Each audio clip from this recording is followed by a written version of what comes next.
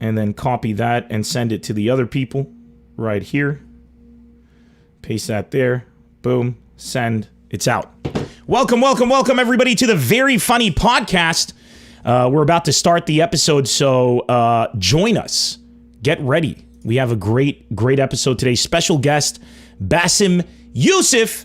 Doesn't get better than that. It's going on today, in 30 minutes, we're going to have him live on the show. But for now, I want everybody to gather around, get comfortable. I'm just making sure that everything is live streaming correctly right now. Let's go ahead and make sure that Twitch has all the resolution options. That's always my main concern with Twitch. 1080p source. No, they don't. Let's restart Twitch. Welcome, everybody, from Facebook, from YouTube.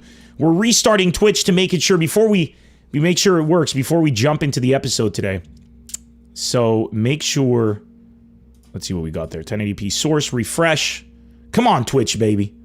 Work with me, baby. Work with me. It says live. No, not live. What's up, Michael Baya with us today? Fantastic, my man. Welcome, everybody. All right, Twitch is on board and working perfectly. Now I can focus with you guys. Makes me happy. How's it going? Yaman. Good to see you, Rashrush, everybody. Let's go ahead and put an announcement on our Discord as well, if it didn't already. Everybody on Instagram, head off Instagram. Bassem will be here in just a bit. You don't want to miss it. Let's go ahead and make sure that we got an announcement. Nemr comedy announcement. The Very Funny Podcast is live. Join on Twitch, YouTube, or Facebook. Channel Nemr Comedy. Special guest Bassem Youssef. There we go. Oh, I forgot to tag everyone in that. Smart, Nemr. Very good. I should have these things prepared in advance, but you know what? It's a one-man show here. Hey, at everyone. There we go. Paste. Boom. Send now. If you haven't joined our Discord yet, be sure to do that. There is the Discord right there. Go to discord.gg/Nemr Comedy. It's that easy. Don't miss out. It's going to be dope. Today's episode is brought to you by my hair, which I did myself. As you can see, I butchered it here. Very proud. Very fantastical. I'm excited for today's episode. I'm going to play some music for you guys while everybody gets situated. I almost broke the goddamn thing. David, how's it going? Carla in the house. How's everybody doing? I hope you guys are ready for a great episode today. And by the way, if you haven't, add me on WhatsApp as well so you get notifications when we go live. We are doing video game streams, we are doing music production streams, and we are also doing Play and Win. That's on Sundays now. Same time as the podcast, 11 a.m. right now, and 7 p.m. Pacific Standard Time, and you can win $100. It's cool. We all play a game together called Trivia Murder Party. So that's coming your way. That's on Sundays. Today, we got Bassem Youssef on this episode, and at 7 p.m., the legendary Chris Kattan is going to be joining us. So you don't want to miss all of that action, my friends, because it's going to be a damn good time. All right, so speaking of the streams, the music production streams, I'm going to be playing to a track that, oh wow, look at that noise. I should have put a noise gate, but who needs a noise gate when you got excellence on your side? You know what I'm saying? This is a track that we made on the last music production stream, which was really cool. I mean, listen to this. Legitimate. I'm gonna jam out a bit to this. Everybody get situated, get comfortable, have a good time. Welcome to the Very Funny Podcast. We're about to begin in just a bit. But in the meantime, it's your boy Nemr jamming out. Enjoy. Nice.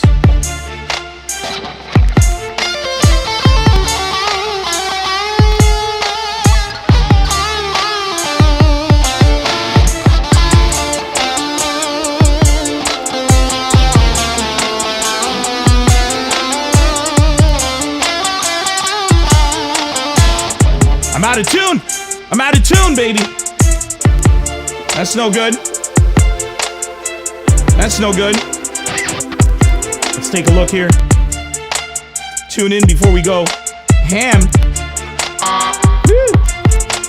Hold on, I can't play out of tune to you guys. I love you too much. That's unacceptable. There we go. What happened? There we go.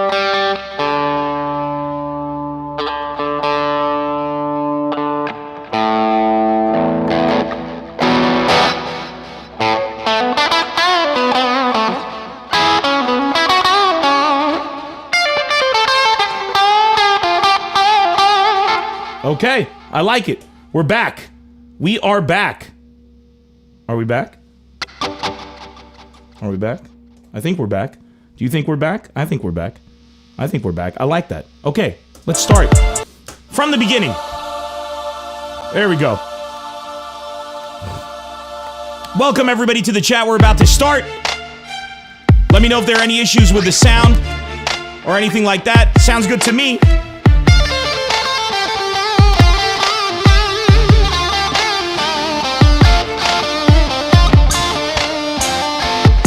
Excellent. Joe Bea, Zaka, Yemen, welcome. Get situated. Bassem Youssef, special guest today. It's going to be a good time.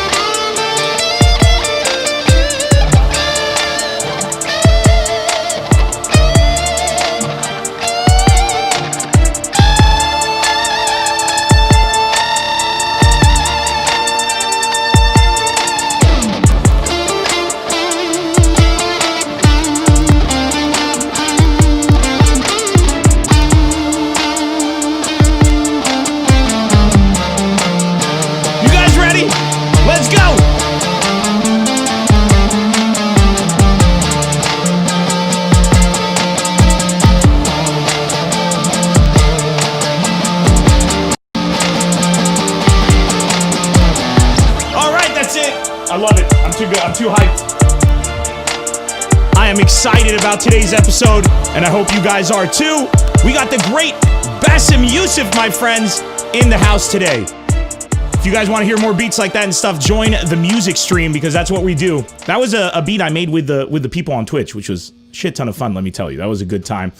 Let's mute the guitar because it is loud. I hope you guys are ready for a very, very funny episode today of the Very Funny Podcast with special guest Bassem Youssef. Welcome one, welcome all. If you're watching on YouTube, you can see the pinned comments and everything that have at the top will tell you where to go so that you don't have to watch the intro if you want to skip it, stuff like that. It's a really, really good time. So for those of you who have been following, thanks for the follow, Mr. Q974 on Twitch. For those of you who've been following the Very Funny Podcast, you know that we've actually had Bassem on the show before. This won't be the first time we've had Bassem Youssef here. And the reason it's, and I'm very proud that he's our first recurring guest on the podcast. The first time I had Bassem Youssef, I honestly had the great privilege of talking to him, asking him about his life. And it was more about Bassem. And that's what I wanted to know because he's probably one of the most fascinating people that you can meet. I mean, this guy has had so much of an incredible, uncanny life that you can't really emulate. I mean, he's incredible. He took the Middle East by storm, the political problems and uprisings, and then was kicked out. And if you haven't seen the episode, it's episode number 4, if I'm not mistaken. Either 4 or 5. All past episodes of the Very Funny Podcast are available on youtube.com/Nemr Comedy. Just go to my channel and you'll see them all there. And watch that episode because it's absolutely awesome. And he was really something. So I was talking to him, you know, we're friends, and, you know, this madness that's going on in the US right now, and he was telling me he has a lot he wants to say. And I was like, you know what, why don't we talk on the podcast? Why don't we discuss this madness? How ironic would it be that 2 Arabs would be discussing America? It's usually the other way around, right? You always have America discussing the Middle East. You know, the situation is absolutely unbearable. You know, over there, they're trampling on their rights. And I thought it was really funny that Vladimir Putin put out a statement. I mean, this guy is the ultimate troll. Vladimir Putin put out a statement asking the U.S. to please respect the rights of protesters to protest peacefully. And to not be so violent with the protesters. I mean, talk about the ultimate troll, Vladimir Putin. I mean, unbelievable. Also, before we start today, check this out. If you guys saw this picture here, I want to give a shout out to Samia Daghir, who's a Lebanese artist, and she drew this for me quite a while ago, actually, and gifted it to me. Let me see how I can put it in screen. Where is that? She's incredible. If you don't follow her, why is there a reflection? Okay, the glass is reflected. There we go. So that's like all hand drawn, and she gave this to me years ago, and I've always saved it, and I recently got it framed. It took a while because I went and got it framed right before the lockdown began, and I didn't get the frame until just recently. So shout out to Samia Daghir. I love this piece. I've had it for years now. She did it in 2014. She signed it over here. Samia Al-Humsi Daghir. You can find her on Instagram. She has an insane following. She dwarfs me in terms of following, so that's now part of our permanent decoration. Also, the next time you guys tune in to the Very Funny Podcast, we might have a new set here because there's going to be some things being rearranged and everything in the set here. And that should be today going on, as long as everything gets delivered on time.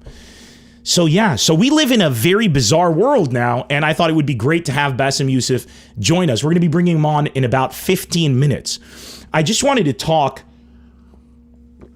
a bit before we bring our guest in. And for those who are new to the Very Funny Podcast, who haven't joined us a lot before, the way the format works is I do a bit of a monologue for about 10-15 minutes before we bring our guest in, which is usually at the half hour, which is what we're going to do with Bassem. We're going to be bringing him in via video call on Skype.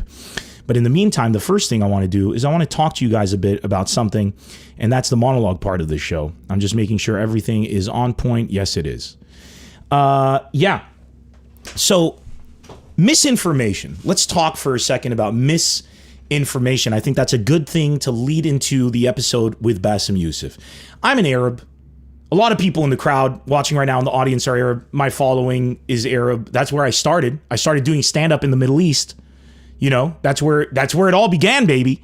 I grew up in San Diego. That's why I talk like this. I always have this joke when I go on stage where I'm like, I grew up in San Diego. That's why I talk like this. And then I make a joke about how the white people in the audience were freaking out until they found out, because they're like, oh my God, they're learning the language. Jeremy, let's go. Like, it's because, you're starting to sound like them. I'm an American as well, though. I grew up here. I became a citizen. I'm a very proud American. I think America is an incredible, incredible country. And I think that it gave me so many blessings and so much privilege and opportunity. And I try to use that privilege that I have to change the world for the better. That being said, it doesn't necessarily mean that if you're a proud American, that you're proud of what your government is doing or you're proud of what's going on. Being a citizen in a country is about being part of the collective spirit that improves and enhances and defines that nation over time. If you're a Lebanese person right now, you're very proud. I'm very proud to be Lebanese, but we are not proud of the people running the country, for instance. Doesn't make it shameful. We all know that a few bad elements don't define a nation. Hey, look, we're Arab, right? If we're going to say a few bad people are the definition of us, then holy shit, we are all terrorists. We are all terrible people. And we are not. We are the greatest people in the world. Once you start to dive into the information more, you realize that the Middle East suffers from terrorism and does not export terrorism. We suffer from terrorism. It is a blight put amongst people like ourselves. So, misinformation changes everything, man. And people are out there trying to spread propaganda. And dude, misinformation starts on the playground. You know that kid in the playground that comes up and tells you bullshit stories? Like I used to fly an F-15 and he's 13 years old or some shit. I had a friend of mine in school who used to tell me that his aunt would go to Paris to get him the latest Air Jordans. And then she would fly back and, those kind of tall, that's misinformation. Now, here's the danger with misinformation. If you believe what is being said, then it changes the brand of the person saying it. And today, the legitimacy of believing somebody, whether or not they say something is credible, happens to be if they go viral. How fucked up is that? It's no longer like the legacy or whatever. It's just a snapshot and it goes viral, right? And then that person is now somebody, if you agree with them, yes. And if you disagree with them, no. But credibility's gone out of the window. Recently in America, we've been suffering from the protests over George Floyd, a young African-American man, a black man who was murdered, and everybody saw it. And black people were like, now you see what we've been talking about. They've said this 50,000 times. Nobody listens. But finally, it triggered in their international protests all over the world. But I'm getting messages on my WhatsApp, man. On my WhatsApp from people, from Americans, from Asians, from Arabs, sending me videos of misinformation. They're being lied to. They're being manipulated. Saying George Floyd was a career criminal. Saying George Floyd was a terrible person. Shouldn't be celebrated. Saying stuff like George Floyd is no hero. Yes, he should not have been murdered. That's what they'll start out with. Racist people. They don't even know they're being racist. They're good people. They come out and they say, yes, what happened to George Floyd was terrible and nobody should be murdered, but he wasn't such a good guy. He was a career criminal. First of all, fuck you, because the internet is on your phone. You have no excuse not to go and Google that shit. George Floyd was convicted of a crime early on in his youth. Not in his youth, in 2007. He served his time. He then went out, became a part of his community, joined a church, became an upstanding citizen, then moved to Minneapolis to provide better opportunities for his daughter and the mother of his child, drove a truck for the Salvation Army, which is a charity organization, and spoke out against black-on-black violence. So yes, he's an incredible individual. Trying to tarnish his name with lies, saying he's a rapist, he's a murderer, is all false information. And you're now doing the job of spreading other people's lies. But I add on top of that another layer. And this is the layer called privilege. A lot of us come from privilege and we don't even know it. Privilege doesn't mean an easy life. Privilege is kind of like a different scope for your existence. Do you understand what it's like to grow up into an ancestry of slavery? Black people were enslaved in this country, and they were enslaved for many generations. And then when they were let out of slavery, the slavery just took another form. things called segregationist policies and different kinds of things that are done to isolate black people, to not let them thrive. And when they did thrive, and they thrived in spades, like in Tulsa, Oklahoma, go and research what happened when a white mob burned and slaughtered and murdered hundreds of black people in one night because they were more affluent and more wealthy in Tulsa, Oklahoma. So a lot of people come up and say, why don't the black community try to rise up? Why doesn't the black community? They do, they get murdered. And then when they rise up, it's difficult because they are born into poverty. Their schools and educational system have less funding, less resources, less opportunity. And when I say less, I mean dramatically less. The police officers are racist and vile that are working those communities, but in wealthier communities, they're not. So we don't even see what they're suffering from. They try to rise up, but the way that the capitalist society is built, it allows them only to rise up through sports or through rapping. And these two things use the black man and the black woman as opportunities to profit from. And then you have cultures of violence and gangster rap and thug violence. Tupac, remember Tupac? Thug life. He said this is who we are, because when you're born into a society where you are surrounded by crime, that is how you survive. That is it. A lot of people are like, black people don't want to be better. They don't want to improve themselves. Shame on your racist ass for saying that. Black people would love to be able to make it in their communities, in their societies. Black people would love to not have to go to jail for possession of marijuana, which is now legal and was declared an essential service in America. It was in the pandemic, dispensaries that sell weed were declared essential services. But rewind a few years ago, black men and women were going to jail for possession of marijuana for decades. And they're still locked up. Elon Musk tweeted about it. If you didn't see it, check it out. It's an injustice. You go to jail for 10, 15 years for a misdemeanor. You get let out with no support, no help whatsoever. Nobody's going to hire you because you were a convicted felon. Society judges you just like they're judging George Floyd. So what happens? You go back into a life of crime. What people and humanity needs to understand is that guilting black people or guilting any people for the calamities that are placed upon them is the same as guilting Arab people for the foreign meddling that ruins our lives. Coming out and saying, why don't the Lebanese people unite, is the same as saying, why don't black people do better? If it was in our control, we would be united. Every time we try to unite in Lebanon, people divide us. Who? Countries. Entire countries fund division and destruction amongst our people. So every time we try to unite, something goes out of our control, but we continue to try and to strive and to do better and to be better. And that's what we should be judged on.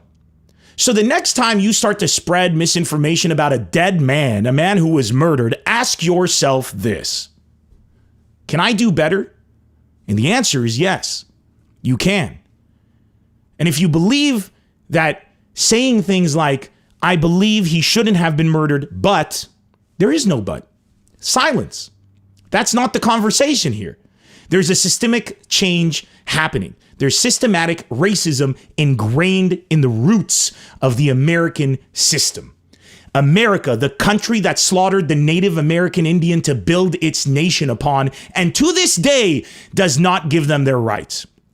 America, the country that made deals with the tribesmen of the Native American tribes and did not honor said deals.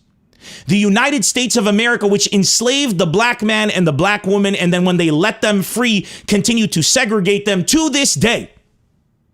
America, where black people were fighting for civil rights, not equal rights, civil rights just decades ago. America, where women couldn't vote at the beginning of this century. America is a country full of injustice because there are human beings involved in this country. To side with one does not mean to side against the other. It means you want to be better. Be better. Pointing out the hypocrisy is not a hatred for your country. Pointing out the hypocrisy is a love for your country because you know what it could be. I'm an Arab dude, but look at me. I look kind of white. I look kind of Greek. That's what I've been told by people. People used to tell me, they're like, are you an Arab? You don't look like an Arab when I go and I tour in America. Are you sure you're an Arab? I'd be like, I'm pretty sure. He's like, one guy asked me, he's like, are you really an Arab or are you just saying that? I was like, I don't think anybody just says they're an Arab in America. I don't think anybody in America is like, you know what's going to help me get by in this country? What's going to open up that door of opportunity for me? If I tell everyone I'm an Arab, then they're going to be super excited. Arab PR is so disastrous that it's considered a negative. One of the greatest civilizations on earth. That's where we are now. So be empathetic a bit and realize that other people who are struggling, people who are getting murdered, might be suffering from the same problems you are. And when you're arguing for a George Floyd being a murderer, or you're arguing white supremacist talking points, you're arguing against any ethnic race because you're giving validity to a counter argument to we are all born and created equal. It's that simple. There is nothing else to say. And I just wanted to make that point clear. My heart breaks, man, at the potential that the human race could reach and at how we hold ourselves back. I read a book when I was growing up by an author called Robert Fulghum, and it was called Everything I Ever Needed to Know I Learned in Kindergarten. And I cannot recommend this book enough to every parent out there. Get that book for your kids. Everything I Ever Needed to Know I Learned in Kindergarten. Share. Don't shout. Listen. These kind of lessons. That's all you need, man. And then you find Bibles, Old and New Testaments. You find Qur'ans, the Holy Qur'ans. You find all of these incredible texts out there that go into deep details. But if you summarize them and you boil them down, these are the lessons that you learn in kindergarten. Why can't we be better, man?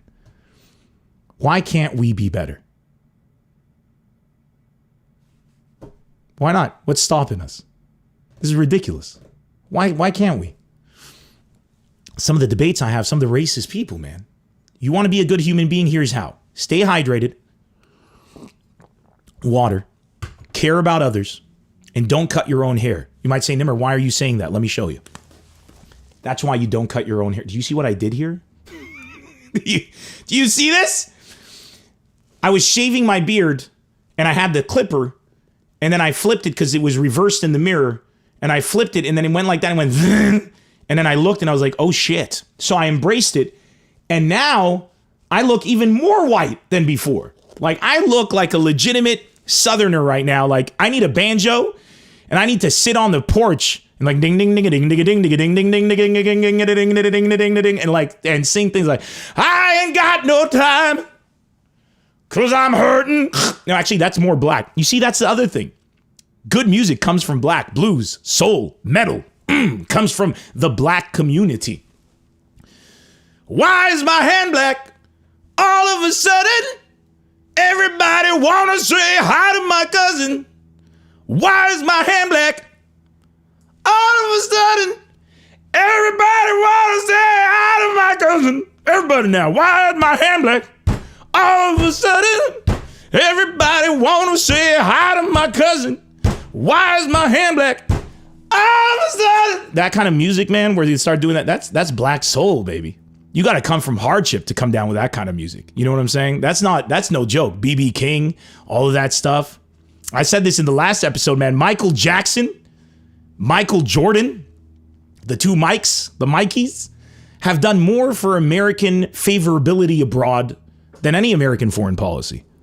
That's the thing, man. Cultural significance is incredible. It should not be downplayed. And the black community, man, they got, when it comes to contributions, they got contributions upon contributions upon contributions. I'm an Arab and it pisses us off.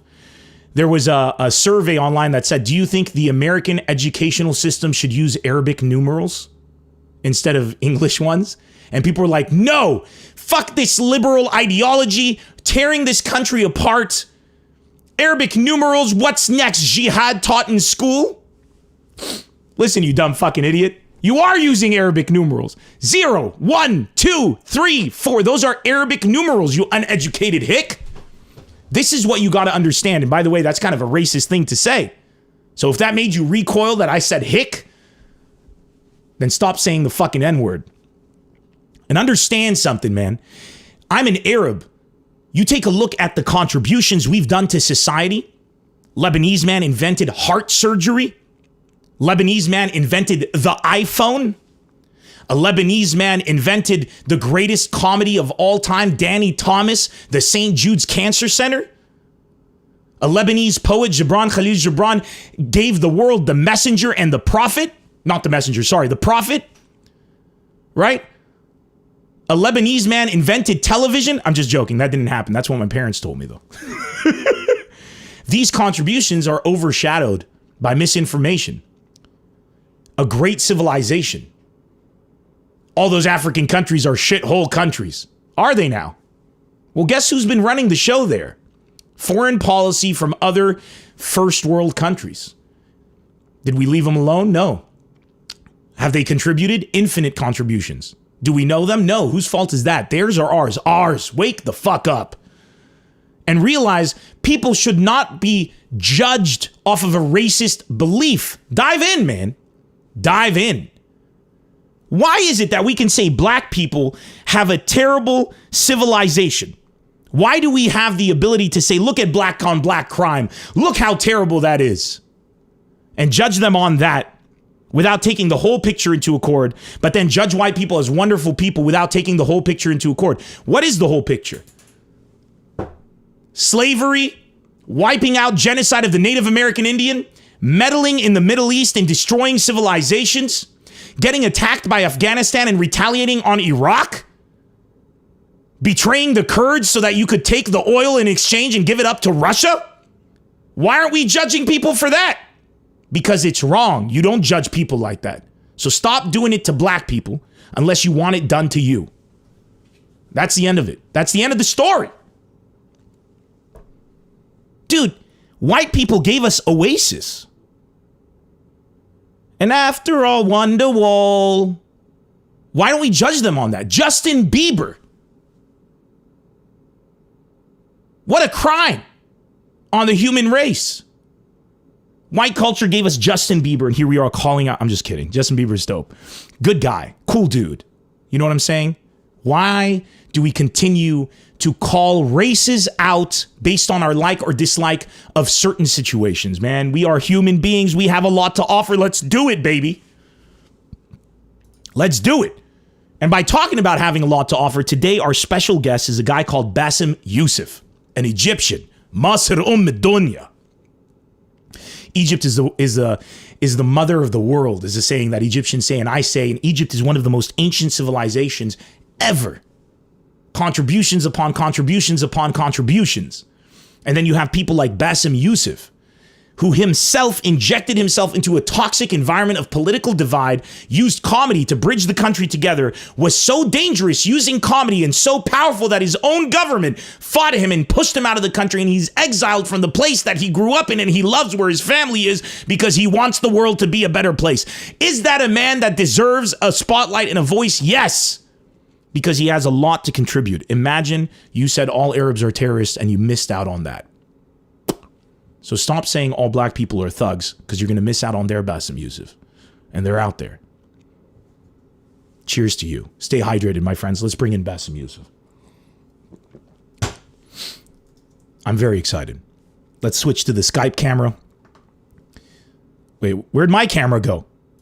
There I am. I have to be in it. I'm very important, at the end of the day. It's called The Very Funny Pod. I'm back.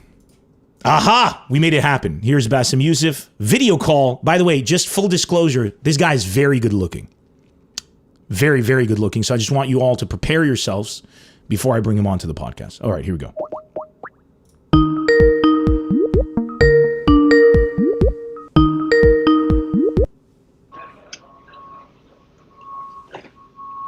How you doing? Masr Dunya, Bassem, how's it going? Anna, I love the fact that every time you see me, you tell me Masr Dunya as if I am like their sales rep or something.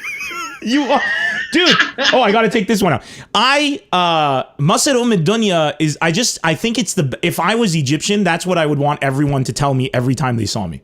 Yeah, but it's kind of like, I feel like I'm in a maternity ward. Masr Dunya, okay, that's just like, that's. Like, now you have to pay. Now you have to pay our bills, Dad. That's basically or kind of like it's like every time you see me, it's like, hey, how's your mother? It's like, yeah, Masr. Yeah, that's my mom. Yeah, I left mom back home. Why are you speaking about my mother every time? Bassem, you look good. Dude, shut up. How did you get a haircut? I did it myself. I can't. I mean, I can't have the courage to do this. Look, you don't need courage. You need to abandon self-respect, and that's what I did. and that's what and look at this, Bassem. Look what I did. Oh my God. I ruined it. But once you abandon self-respect and you have no standards for yourself, and everybody, we're comedians. So if you just shave half your head, people are like, that guy's so funny. Oh yeah, I know. It's a privilege. Or depressed and about to kill himself. How would you describe yourself right now? Would you say you are happy Bassem or depressed Bassem with everything going? I'm quarantined Bassem. Okay, that's a good answer. Yeah, I'm quarantined, and I'm just like I think I'm just getting too used for this, just too used for that. I mean, I don't know if I can actually, when they open up the gates, it's like a dog that has been trapped and in a cage for so long, and then they're gonna open up the cage. It's like, I'm just gonna stay. I created my own environment, my own atmosphere. I'm planting certain plants so I can get my oxygen, and just changing my own metabolism. It's just I don't know. I'm getting used to be in this cocoon, with the only difference that I'm not gonna turn into a butterfly. I'm just gonna stay in the cocoon. Because you're already a butterfly. Because I think if the butterfly knows what is waiting for her in the outer world, it's just gonna stay in the freaking cocoon. That's true. The outer world is looking a bit dark right now. Well, I mean, it's dark, but I have to tell you, it's entertaining in a very dark way. I like dark comedy. I don't know how many people do, but it seems that you do too. Do you miss, in times like this, do you have an itch to be back on a show and doing your thing, or no? Is that feeling? I have to tell you, you know what? Well, of course, I want to be back on the show for the fame and money and all of the earthly thing that we only want to do. It's like we have bills to pay. Yeah, we do. But sometimes I say, what's the point? What's the point? It's just here's the thing. I just want to say something that has been bothering me for a while. Whenever I go out and people somehow have this very revered look for comedians that we can bridge the gap, bring people together, cross to the other side, kind of use humor and satire to break to the other people who cannot see it. It's not true. They don't care about you. They don't care about changing your mind. They don't care about crossing over to you. They detest you. They hate you. They want you gone. Wait, who are you talking about? Are you talking about the comedians? No. I'm talking about the people that we supposed to okay. I thought you were saying comedians hate people. I'm like, Bassem, what are you doing here? Well, that is true too. But here's the thing. But here's the thing. I always say, how can we meet in the middle? How can we use comedy in order to cross over to the people who don't see it, who vote for the wrong people, who believe in racism? It doesn't matter. It's just, and the thing is, they don't give a fuck. I mean, why should you give a fuck? Why? Yes, I agree. I mean, they fucking hate you. It's like, hey, they hate you, black guy over there. They wish you were still a slave. You Asian guy, they don't trust you. Yep. You're Middle Eastern guy, they want you back to your country. You Mexican person, they're fine with you being in a cage. You gay people, they want you dead. Women, they want to control over your body, and they want every single one of us to go back home.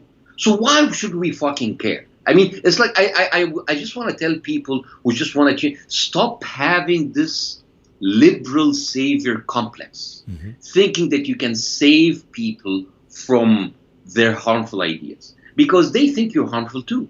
They don't care about changing your mind. They don't care about breaking through to you. They want to eliminate you, And the thing is, you should do the same. You should eliminate them. And the thing is, we cannot, of course, kill them. I was going to ask, are you asking for mass murder? No. We can't because civilization and laws. But you seem very disappointed. You're like, you can't because a civilization, and laws and the rule of law, whatever, and capital punishment.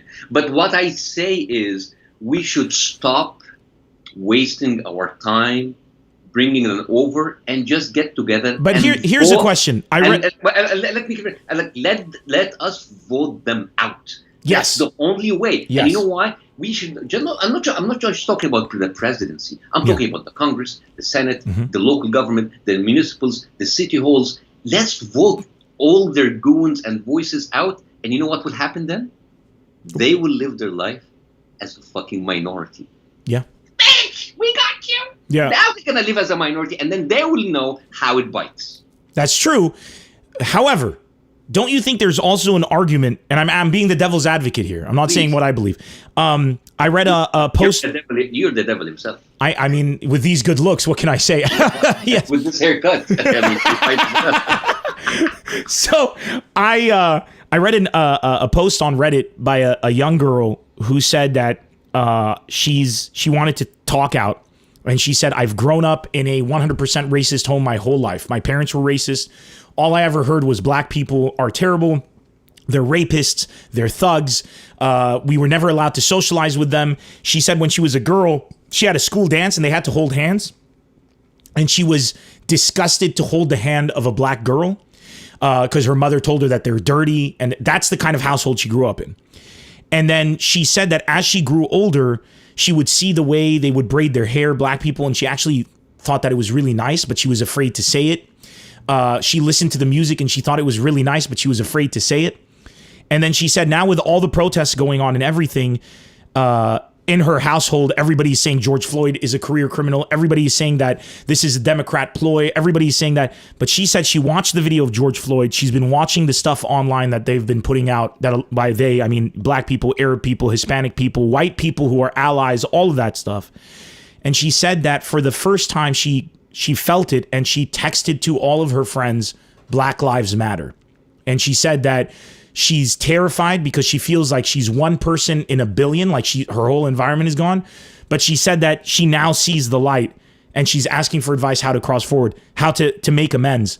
Don't you think that there is an argument to be made that while we vote them out, and that should be priority number one, and I agree with you on that, maybe we should also continue to reach out to hopefully bring some of the people who are subject to their environment, because just like black people are born in segregation. Jesus Christ, are grown. What are they, like pods? Bro, ask the white man. Just like black people are born into societies where they have no options, no future, and all they know is crime and violence in certain places due to segregationist policies. Isn't there an argument to be made that racist people are also born into those environments, and if you don't lead them out, they can never come out of it? You need to step in. Here's the thing about changing perspective. It takes time and it takes effort. Yes. Yes. I'm not saying that we should not talk to them. Okay. But what did this girl do? She reached out. Yes. In this case, we do it. And what I'm saying is that like we worry too much about reaching over. They will come to you when there is enough evidence. You cannot because you cannot just argue with someone, because those people don't go into a conversation. Most of them wanting to change your mind. I'm actually pulling something up while you're talking to support your argument. Please go on. Yeah. So the thing is, they're coming in. They don't get. I mean, how can you discuss something? How can you discuss something with a flat earther? I mean, you can't. I mean, it's tough. Not the science and not the whole science in the world will not. But if they are willing to start to see, yes. But I'm just saying is like, we are wasting our mental energy in trying to reach out, thinking it will make a change. I think we are there if they want to listen. And hey, you know what? Maybe this girl was right. Maybe we as Arabs, we should start to braid our beards. Maybe she will think that we are, good. And so it's braiding. I think braiding is the answer. But here's that's me. That was you? Me. That scared. I thought that was my voice. I'm like, did I just squeak? No. This is like, as a father of two children, these are everywhere. So it looks like the coronavirus if it had a character. If it had character. In a cartoon, Saturday morning cartoon version of coronavirus. But here's now, I think this is going to be like my stress balls. Anyway, the thing is, here's it's just like what I'm saying is, liberals are kind of like either too concerned about trying to change people's mind, and the thing is, people change their racist views, their fundamental, their extreme views over time. It has to be their own journey and experience. That's true. And I'm not saying that like once you're a racist forever, but it will have to be a kind of a personal self-journey that they will come to us.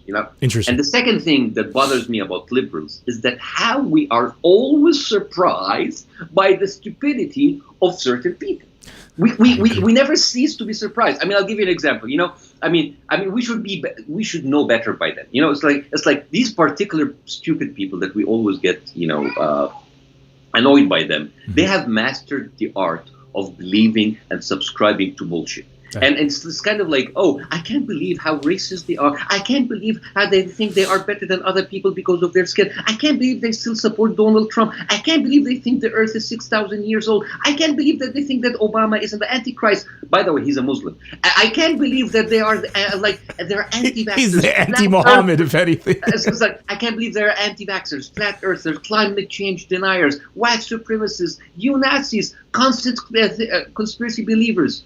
It's the same fucking people. Yeah. And I'm surprised that we're still surprised. I agree. You should stop being surprised. It's like, we just make peace that those people will continue to prove that what we already know, that they were made for our entertainment. It's like going to the theater where you suspend your disbelief. So you watch those people and you just expect anything. You should. It's kind of like, the next time they will say, you know what? Lizards are controlling us. Instead of being suppressed, good for them, Or we never landed on the moon. Why should we go there in the first place? Or I was abducted by aliens. About fucking time. Why didn't you stay there? What? The planet was not flat enough for you? This is how we should react to stupid people. Stop being fucking surprised and just deal with it as you're watching a B-rated movie. It's like, oh yeah, he's a three-legged alien. Oh, it makes sense. It's No, look, I wanted to share this with you. I agree with you. I received this from about 11 different people. Yeah. And it's basically a picture right here. And I'm going to read it. There it is in the camera. Sorry. Yeah. And it says the following. It says, yes, California Governor Gavin Newsom is Nancy Pelosi's nephew. And yes, Adam Schiff's sister is married to George Soros' son. And yes, John Kerry's daughter is married to a mullah's son in Iran. And yes, Hillary's daughter Chelsea is married to George Soros' nephew. If you had a hunch the news system was somewhat rigged and you couldn't put your finger on it, this might help you solve the puzzle. What's amazing about this is nothing that is written here is true. It doesn't matter. People were sending it to me because the last episode where I talked about the racism and the bigotry of what's going on, they're like, maybe you should wake up and realize that the news. I'm like, maybe you should fucking use Google. And it's kind of like you should believe this picture that I found on Facebook, which is, of course, a reliable news source, as long as it agrees with me. Yeah. It's kind of like they are the same people who think that Donald Trump is a patriot while he have ditched the fucking draft. While it's they believe that Donald Trump is Christian with all of his history of divorce and sleeping with other women. Strippers and hookers, dude. What are you talking about, Christian? It's like, so that's why. It is stupid. You cannot break through. These people have double standards. Yeah. And we in the Arab world know a little bit about this because in the Arab world we have absolutely no standards. Standards. we don't have double standards. We got no standards in the Middle East as a society. Yeah. So it's like it's useless and it's futile and you're just like how can you deal with this? Do you think that? So you're saying liberals, you hate that about liberals, et cetera, et cetera. I have two questions for you. What do you consider yourself if you were forced to choose? Are you liberal or conservative? That's the first question. No, I would say I'm a liberal. Because in the non-annoying kind of sense. You're an unannoying liberal. Yeah, it's like I'm vegan, I'm Arab and annoying, and I'm trying to get used to not being annoying. The fact that you're vegan and you said what you just said is a great service to vegan stereotypes. You just basically bash them in the face in a good way. Yes, it's just like I'm a liberal, I'm a vegan, but I don't believe that pushing my beliefs on other people. But also I believe that everybody has the right of living their life free and equal. And the thing is, I'm a liberal in the sense that I should not judge anybody by the color of their skin or by sexual orientation or by their religion. And I am for a whole secular system. That is me being a liberal. I don't want religion get into politics. I don't want the military getting involved in politics. That is me as a liberal. That is a very basic liberal So Yeah. I don't believe that we should all be equal. And the thing is, here's the thing about like what the so-called conservative or the ultra-conservative, whatever. Those people who send these pictures and they let's take a look about their double standards. They always talk about like America, the Union, we should be one country, and yet they flaunt a Confederate flag. A Confederate flag, which is the symbol of secession from the United States, which is a symbol of decision. When you say the South will rise again, what do you mean by that? Do you want to have another civil war? They accuse us of like, wanting a civil war, but then they are, and here, like I'm an immigrant, I'm here for a couple of years. And it just like, it opens up, I'm sure there are people here in America that can talk about this much better than I am. But as an outsider, it's like, you are flaunting a flag which is a symbol of, I'm not even talking about slavery, I'm talking about a symbol of you revolting against the government. And the whole thing about it, and this whole thing about like, let's idolize the return of slavery and call it for absolute regard of the American Union. And yet they're offended by a side that says Black Lives Matter. That is offensive for them. I mean, kneeling for the flag is offensive to them, but you are actually insulting the flag by that Confederate flag. Kneeling for the flag during a fucking football game. Do you know what I'm saying? Like, I used to watch those, Colin Kaepernick taking the knee. It's a football game. It's a goddamn sport. And they're the same people who say, let's not mix politics and sports. And yet, you have the military advertising all of these ads to get steroid-juiced, very angry impressionist teams to join the military to go and fuck other brown people in other countries. But that's not politics. That's just power. It's crazy. It is crazy. It is crazy. The kind of like their double standards, it's just like appalling. Yeah. It is appalling. And the thing is, I like how they kind of like flip-flop of everything. So for example, just look at the past 3 months, the quarantine versus the curfew. During the pandemic, open the economy. I mean, come on, we're gonna die anyways.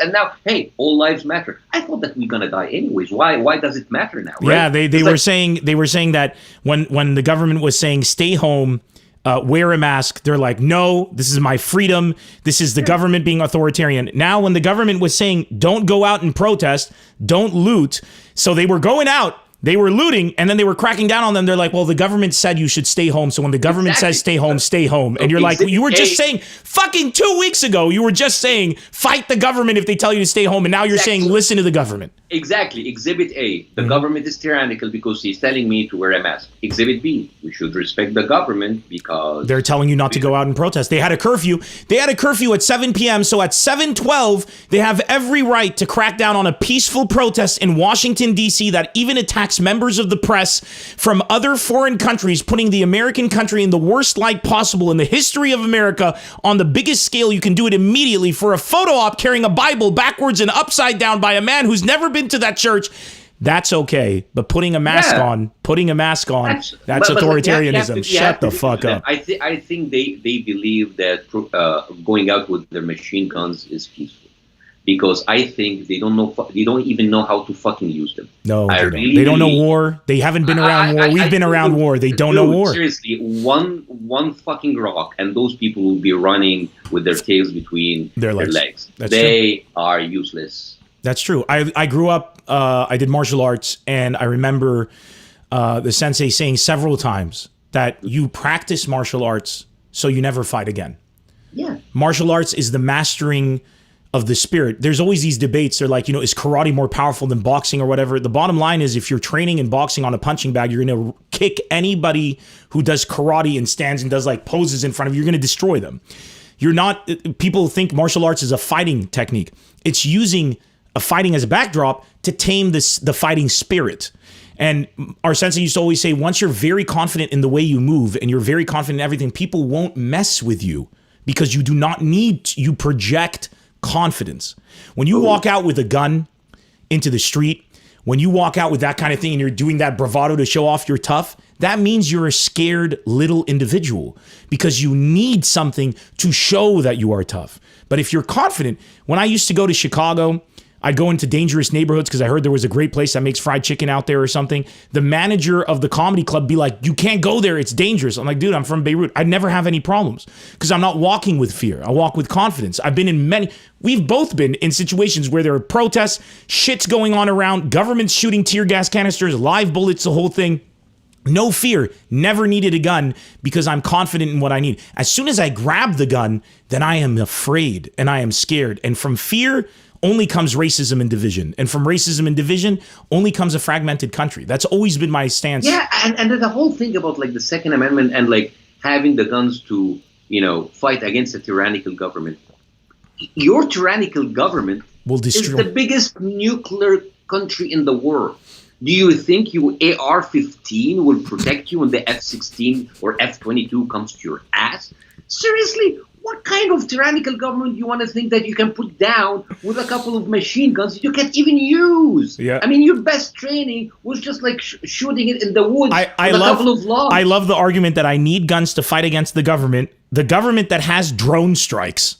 Yes. You know what I'm saying? Like, imagine the American government. We just saw right now, in the past 3 weeks, the American government using the same tactics that it's used in our countries to ruin peaceful protests. And, no, there's a huge difference. No, I'm sorry. I have to disagree with you. Let's hear it. Because when the Egyptian government was kind of like trying to oppress the protests back in Egypt, they were using American-made tear gas. But there's one difference. It was expired.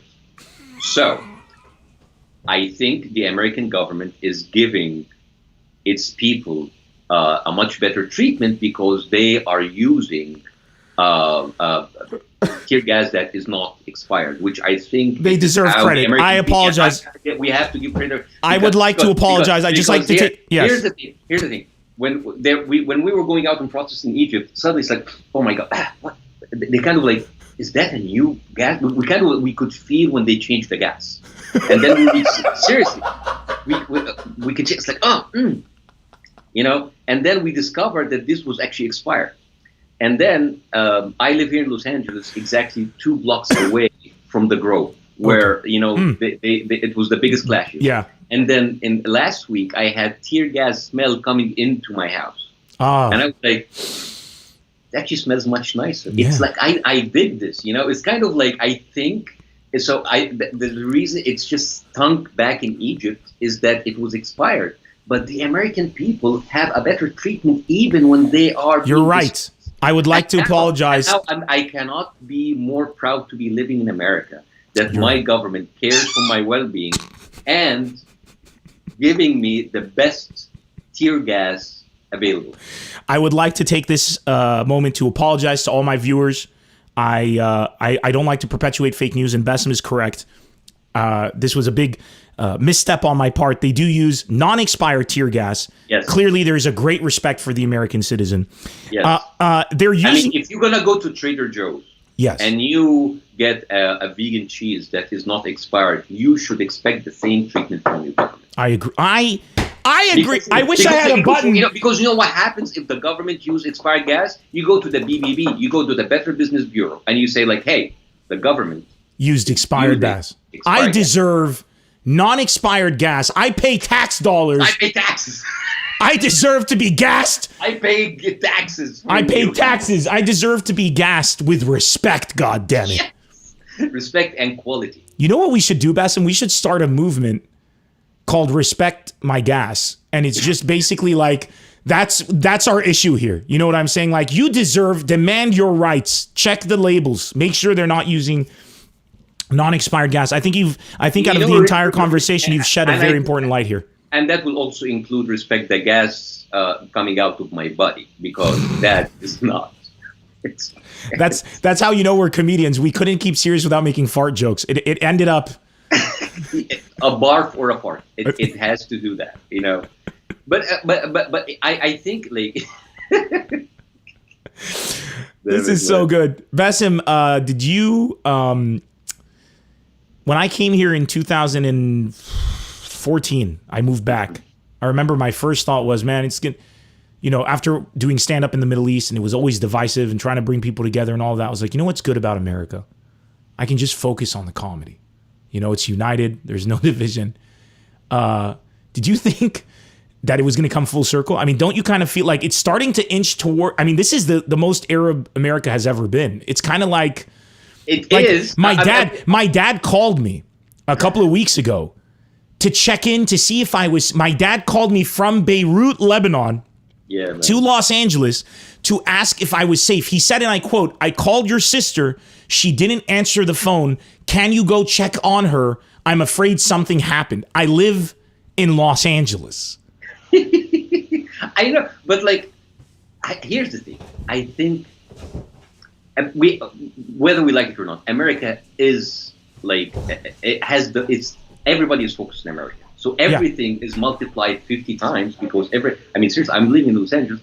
I mean, the protest is like three blocks away. I don't feel threatened. No, at all. At all. You know, but it's just like everything because people are so obsessed with America and obsessed with the media, so everything is magnified. Now, it's been funny to see for the first time in the Middle East. We'll have one little problem and it gets magnified by the media here, and now America is suffering the same media magnification but flipped. Exactly. Now people are like, what's going on in America? I had a friend of mine who was emigrating to America, bringing his family. His wife is American.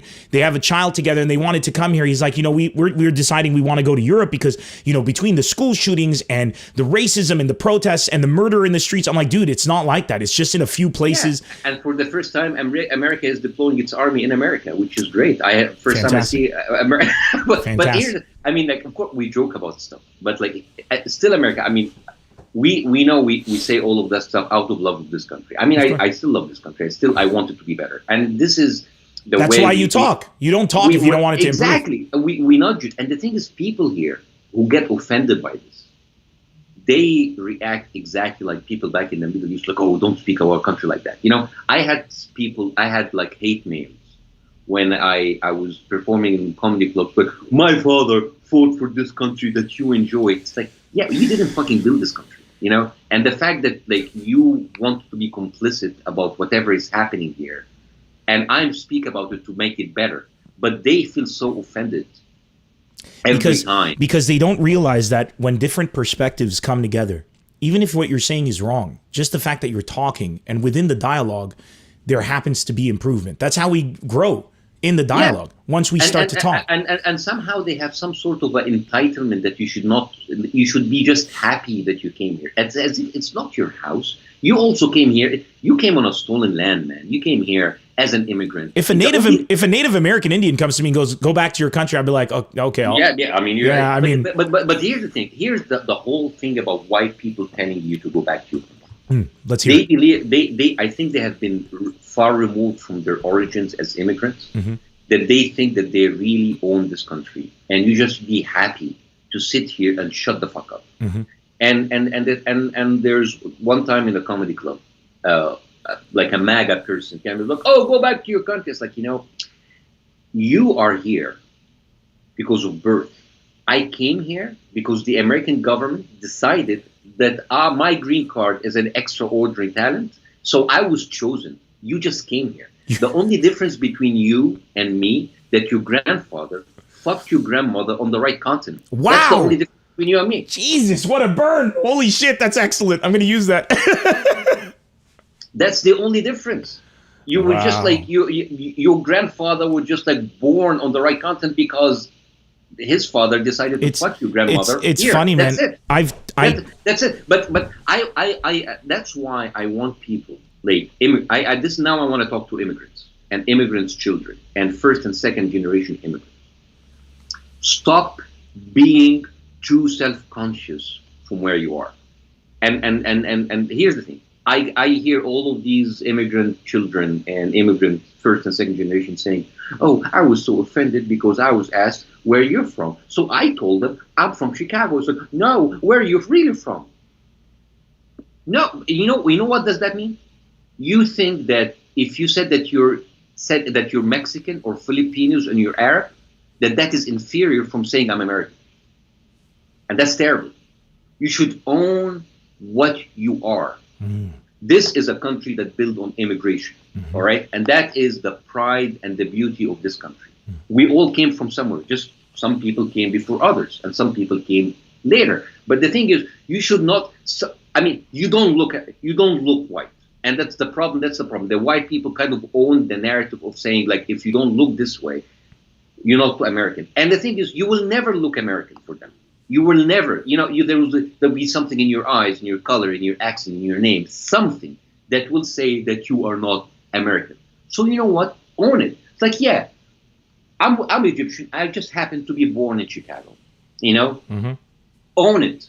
Own it. It's like, yeah, you have a problem with that. And the thing is, like, and the question could be a very nice way to just to open conversation. So deal with it this way. Give them the benefit of the doubt. It's the second question they ask, you know, that will say that if they're racist or not. Because, you know, you could be here for 7 generations and you don't look American to them. And it's like, oh, you actually speak English quite well. It will be something, you know, it will be something. The only way that you can actually look American if you have like an interbreed of so many white people to hide your non-whiteness. You know? And that will never happen. But that's strange because now look what's I think's happened when I lived here in the early 80s to early 90s. Looking American looked different than looking American today. I think it went from looking American in the 80s is now looking white. Because today America has I mean so many different cultures crossing over, and I think we both know that there's a very small pocket of white people. I wouldn't say it's a large one. There's a very small pocket, and I want to explain why I say small, who are furious that white is no longer might. It's no longer the dominant thing. And I say very small because both you and I have this experience. You've toured clubs around the country. I've toured clubs around the country. The only time I've ever faced open racism has been, and this is, I want to make a very clear distinction. I'm not saying that if you're a Trump supporter, you're racist, because that makes no sense. But the only time I've faced racism has been under the Trump brand. I did a show in Denver. I had a Hillary Clinton joke. It's a joke about Hillary Clinton. It's a pro-Trump. It's one of the best. It's a gift to a MAGA person. But to get to the punchline, I start out by saying Donald, like I have to use his name. And I say, during the debates between Donald Trump and Hillary Clinton, and then my joke has to proceed. I couldn't get past it. I said, Donald Trump, and this guy goes, "Make America great again," just screams in the middle of the show. And I said, "Hey man, cool. Just have a seat. I think you're going to like this joke. Just give me about 30 seconds. Fuck you, you fucking Arab. Go back to where you came from." I said, "Dude, there's a lot of Arabs in the audience right now. We're all laughing. You don't want to say that kind of shit. Trust me, just sit down. Let me finish the joke. I think you're going to be very surprised." USA! So we had him kicked out of the club. That specific example has happened in my tour across the US. I've toured this country now 3 times, and I've gone all over. That particular incident has happened 3 times over 3 years, 5 years of touring all over the place. So when I say very small minority, I mean very small minority. I think those people are the ones that are the most aggressive, that are so afraid of losing their superiority, which was given to them. They're now entering the world where, like us, you have to earn your superiority, mainly your legacy. People look up to you because of what you did as opposed to what color of your skin you are. And that's a dangerous world for them because those people, they don't do much. And that's the truth. You kind of made me think about something very important. I'm thinking about that guy in Denver, that guy in the comedy club, and people like him. Why is he so triggered by you just saying the name? And why does he go on a rant of like, USA, Donald Trump? Does that remind you of something? Doesn't that remind you of... I'm sorry, Bassem, I just want to stop you. We have a person in the comment section, MJ El Kere. MJ, if you actually watched the podcast from the beginning, I talked about George Floyd. And just to remind you, because you're a racist and you're a horrible human being, and you're a piece of shit. I actually said that Mr. Floyd did get arrested, and did come from a life of crime. And in 2007, he served his time, and prison is supposed to be about reform. And when he came out of prison, he became an upstanding individual who joined his church, drives a truck for the Salvation Army, stood up and tried to stop black on black violence with what little voice he had, and he was murdered in the street. So when you ask me a question as stupid and as shitty as you bring up America's past yet refuse to talk about Mr. Floyd's past, you absolute imbecile, I talked about it in the beginning, and his past is a story of redemption. If you're Christian, remember Mary Magdalene, who was a whore? She became an incredible individual and a biblical figure. So before you start sitting on your podium and trying to say somebody's past judges their future, when you take an argument like somebody was murdered, but shut the fuck up, because that but doesn't belong. He was murdered. B, when you take a look at somebody's past and use it as vilification for who they are today, you are no better than the people who cast the first stone when Jesus said, "He who has no sin cast the first stone," and people shut the fuck up. So I advise you shut the fuck up and you listen. And I would like to ask the mods to ban that person, because if you're going to have the audacity to come into the comment section of my podcast after I addressed what you're saying, and you have the egotistical audacity to make a claim like that, you talk about America's past, when we have said several times that we talk about America's past so that we can better its future because we love this country. You are a hate-filled, racist, bigot, disgusting human being. I don't want you in my shows. I don't want you on my platforms, and I don't even want to get to know you. Now, if you ever want to repent for your sins and cross back over to the non-racist, hateful side, Google is your friend, okay? And I'm married to George Soros's daughter, apparently, and I'm funded by Barack Obama. So go fuck yourself. Please ban that piece of shit. Actually, I'll do it myself. I just wanted to take a moment. Wait. He's been blocked. Yeah. How come you speak English that well? I speak English that well because it's part of my master plan. It's part of my master plan to infiltrate this country. A lot of people are like, "Are you a comedian?" I'm like, "No, I'm a sleeper cell terrorist," because that's our past. And I come in here and I'm going to use comedy to win the trust of Americans, and then I'm going to blow myself up in a big show in Madison Square Garden. People can actually take this out and think that you were actually talking to me. That would be hilarious. Wouldn't that be great? I'm going to edit it. I'm going to edit it. I'm going to be like, I'm like laughing. "Listen, Bassem, let me tell you something. I'm sorry. It's just I am sick and tired and absolutely disgusted by people." And I've seen several people in the comment section, some of them Arabs, fighting white supremacist talking points. Can I talk about something? Like, first of all, even if Floyd was, as we speak, as he was detained, a fucking murderer, there is no reason for him to be killed while being arrested. Period. Since he's on the floor. Period. So I whenever it's like, "Oh, he's president," I don't care about his president. You know what? He didn't redeem himself. He did not change himself. He is still a motherfucker. He is still a criminal. Still, you cannot kill somebody in police custody because it's called custody. It's called police custody. It means that the police is responsible for their safety. Yes. So you cannot kill anybody, even if he was a fucking serial killer. And if you've read Spider-Man, with great power comes great responsibility. This is something people don't understand. Making a mistake with the police does not warrant your death.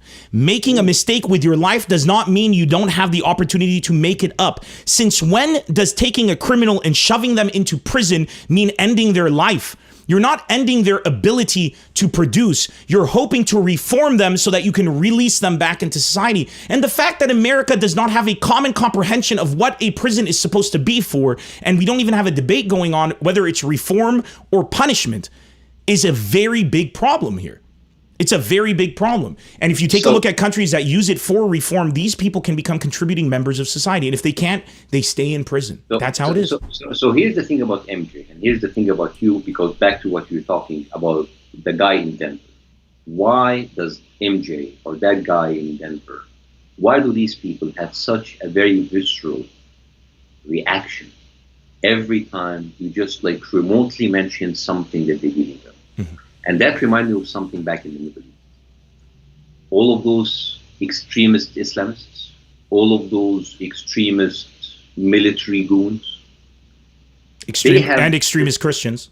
Yes, absolutely. Why? Because they have nothing else that gives them purpose. They have nothing else to look up for in their lives. So they put and they bet all of their lives and all of their conviction on this idea, because without them, they have nothing else.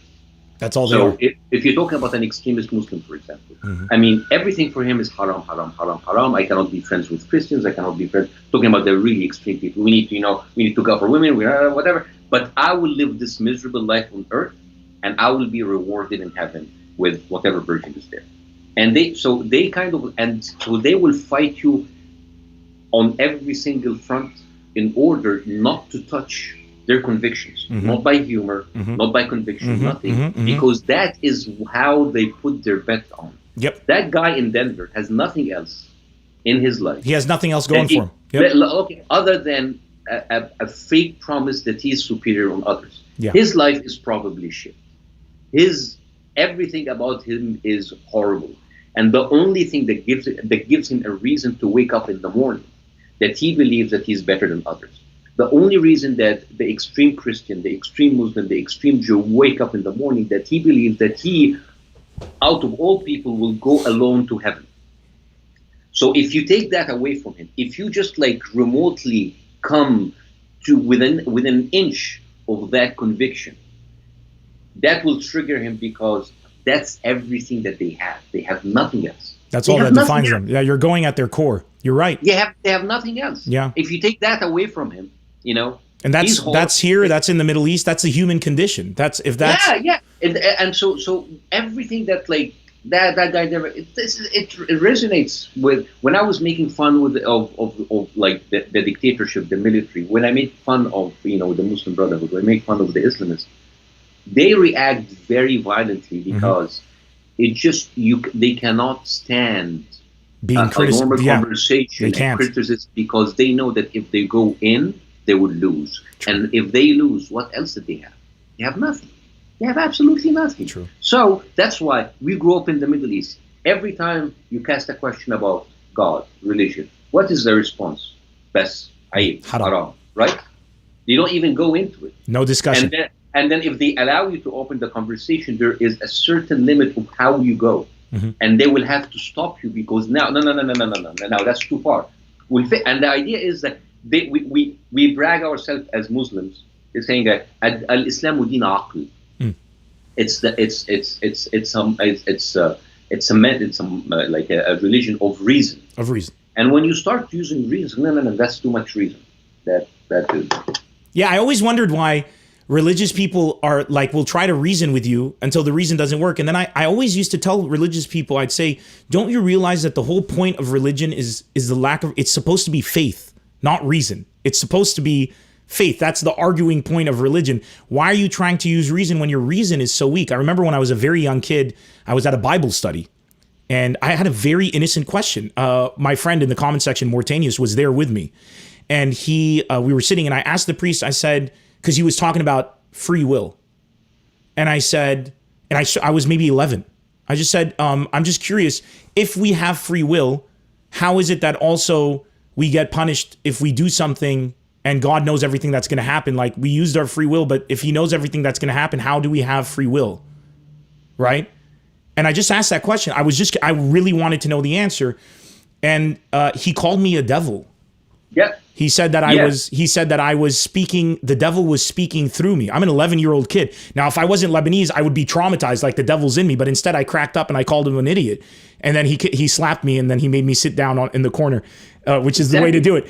And later on, that question stuck with me. And then I basically came to the conclusion that a lot of religious people, because they're so conflicted, they never really thought of the question. And if you think about it, there's a very easy answer where you come and you say, God doesn't know everything you will do.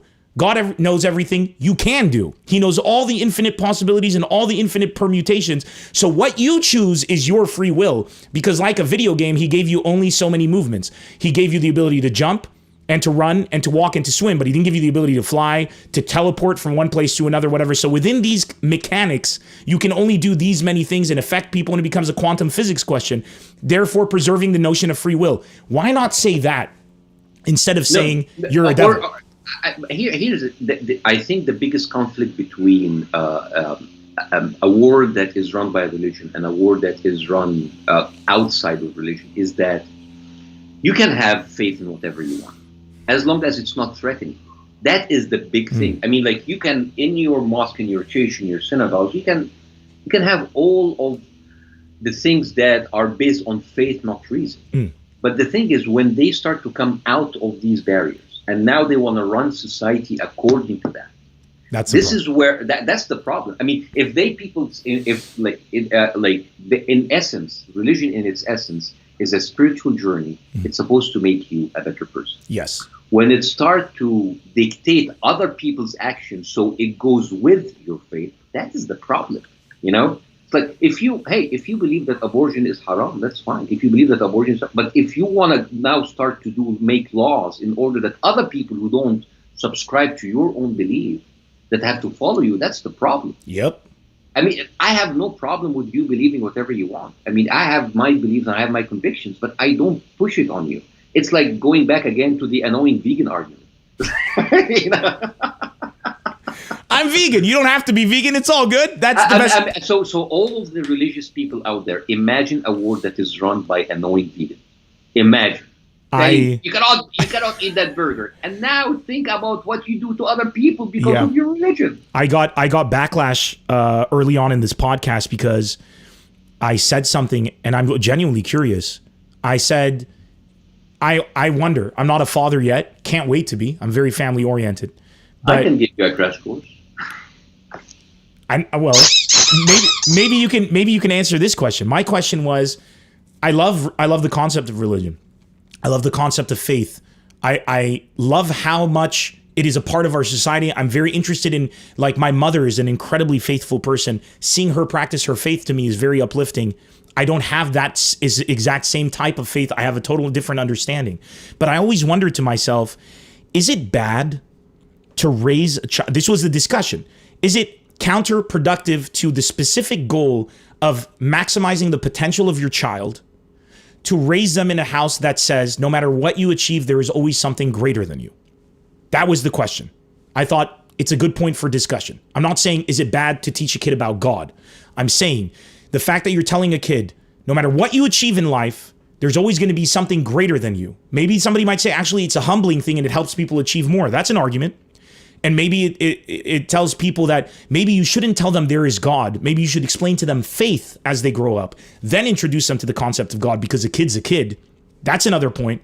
But there's a beautiful discussion to be had there, because I kind of feel like if I told my 3-year-old who's like, Daddy, I want to fly. And I'm like, you can't fly. Why not? Because the human body doesn't. I've limited their imagination. So what if a kid tells me, Daddy, I want to live forever, and I say you can't because God judges whatever, and I'm starting to bring in limits on where their mind can go. Before I limit where their mind can go in that crucial growth period, maybe I should spoon feed it to them one by one if I'm a faithful person, and I never discuss whether or not I am, but if I was a faithful person, maybe not. Let's have a discussion. And holy shit, the WhatsApp messages that I got. How can you deny the existence of God to your children? I'm not saying that. How can you hate God for all the blessings you've given? I'm literally just asking, should we discuss, maybe we'd have a better society if we introduce our children to God in a periodic system. God happens to be a bit of a complex issue. The thing about it's not an easy. It's not when I say like there's a God. Here's the thing, and the people who argue with me don't know how to use an iPhone. They don't know how to use an iPhone, and they're arguing with me that God should be introduced immediately to a child. Like, dude, if we introduce technology to you in a more presentable fashion, you'd be able to use this technology better.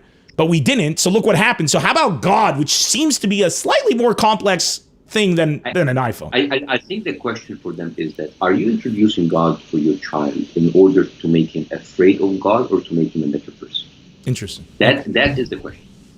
What do you want your child to be? What's your objective? You want your child to be a good person, a decent person, someone who doesn't lie, right?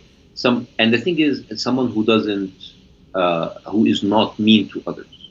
Now, you can go to your child and tell him, you should not lie because lying is harmful and it hurts other people. And it does not make you a good person. Okay. You should not steal your friend's toys at school because that is not right and you should not do it. But the thing is, for some people, that is not enough. It's like, you should not lie because you're gonna burn in hell. Why?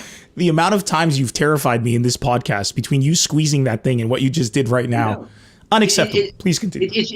Are you incapable of teaching your children good manners without bringing eternal damnation into the discussion? We have a saying back in the Middle East, بخاف Allah. لا ماشي. طب how about like you can still يخاف Allah? I mean, how about like you love Allah instead of خاف Allah? Well, how about you just love? That's Allah a good question. Why is it good to be afraid of God as opposed to to love God? But I tell you why. I'll tell you why is the problem, and that's a very Middle Eastern thing, and maybe a little bit of an American white Christian thing too. They want to have the fear of God to be instilled in their children. So they would be afraid of doing something that they cannot control, like having sex. It's all about sex. Wallahi azim, it's all about sex at the end of the day. So when their daughter or son in that closed room when nobody is watching and he's about to have sex, he will remember, oh, God is watching over you. So they need to instill that fear from their kids in the beginning. It's about sex. They don't care about the stealing. They don't care about the lying. They care about when the time comes and they're going to take away their virginity. They need to remember that they're God watching and they're going to put them into hell. So that is, I know. I mean, it sounds pretty much abstract and far-fetched, but seriously, it isn't. I agree with you. We are born just like, oh my God, my daughter's gonna have sex. My son's gonna have sex. It's just like there. And again, there are so many. And instead of just like educating and telling them, people are quoting you in the comment section between quotations. Wallahi, it's all about sex. Bassem Youssef is popping out in the thing right now. It is. How many Middle Eastern friends you know that when their daughters reach puberty, they want to go back to the Middle East, right? Dude, preach. Go on. You're so right. Yeah. Right. Mm-hmm. Yeah. It's about sex. Mm-hmm. It's all about sex. It's for them. It's like we are worried about how our children would have sex. Seriously, this is like a whole thing. It doesn't matter. I'm going to leave this country. I'm going to go back to a third world country, to a shithole. Just that my daughter will not have the ability to have sex where I cannot control it. And here's the thing. In the Middle East, people are fucking. This is what nobody realizes. Everybody's fucking everybody, and the morals are as loose as shit. I'm looking now to the generation of teenagers in Egypt. They are worse than here. They are much worse. Way worse. That's the stuff that happens behind. Dude, when I first came here, I had this image in my head because Arab parents are always like, in America, it's all sex and everybody's fucking everybody and it's a disaster. And then I came here, I'm like, dude, it's way worse if you consider that a bad thing in Lebanon. But the thing is, people who go back to the Middle East, they know this and they still go. You know why? Because they know that they can use society. Society is going to back them up in order that they can oppress their children. But here they can't. Yo, I want to stop you there. I want you to repeat that because that is such a powerful and true statement. Can you just repeat what you just said? The difference between America and the Middle East, that in America, they know that if their children choose to do what they want, they have nothing to do in order to prevent them from doing it. But back in the Middle East, they have the society backing them up in oppressing and preventing their kids from doing what they want. And so they know that their child will gonna have more drugs there, maybe the sex, but if that was, they cannot do it openly because society is going to be there on their side, judging their kids with them. So true. I did a comedy show in Lebanon once where I said there were 6,000 people.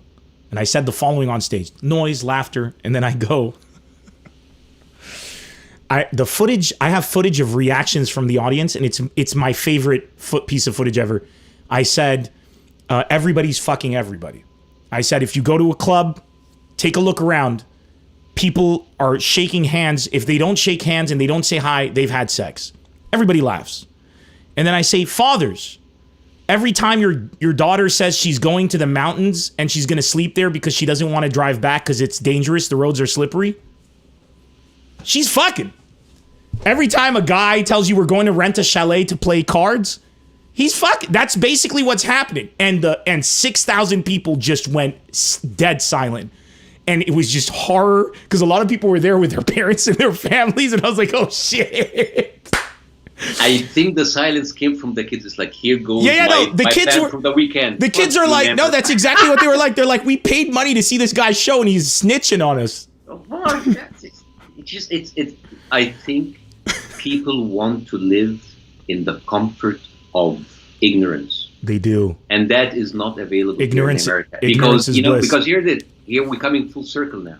It's exactly what protests have in America, and it's magnified by the media. Everything here does not hide. It's there in your face, and they don't want to face that. They want to go back to the Middle East to just like slide it under the rug with the corruption, with the dictatorship, with all the, and then even their kids' lives under the rug. That is the difference. It's a very selfish reason, right? That is why they get so offended when you say about the concept of like, how can we introduce God to them? Because they do not have the courage to do it, and they want to have someone else do it for them, which is fear from a superior being. And here's they are too scared to do it themselves. And here's the thing: if you're a good Arab parent, the way you raise your child is to love God and to fear you. That's basically what you should do. My father would look at me.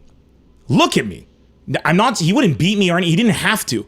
He would look at me and I would be mortified. And I think that stare, mastering that's the fear that you should do to make sure that you can keep your kids in line, to protect them from the vices of this world. But to develop an unhealthy relationship with fear and loathing with a God that punishes and everything, I think is detrimental. However, I'd love to have a discussion. I love the fact that we're able to discuss this, two Arab men, and it looks like we're more aligned, so maybe one day we can get somebody who doesn't align with our views. But this discussion is enriching. This is how you come together and you grow as individuals. And you did it with a fucking squeeze ball in your hand for a child.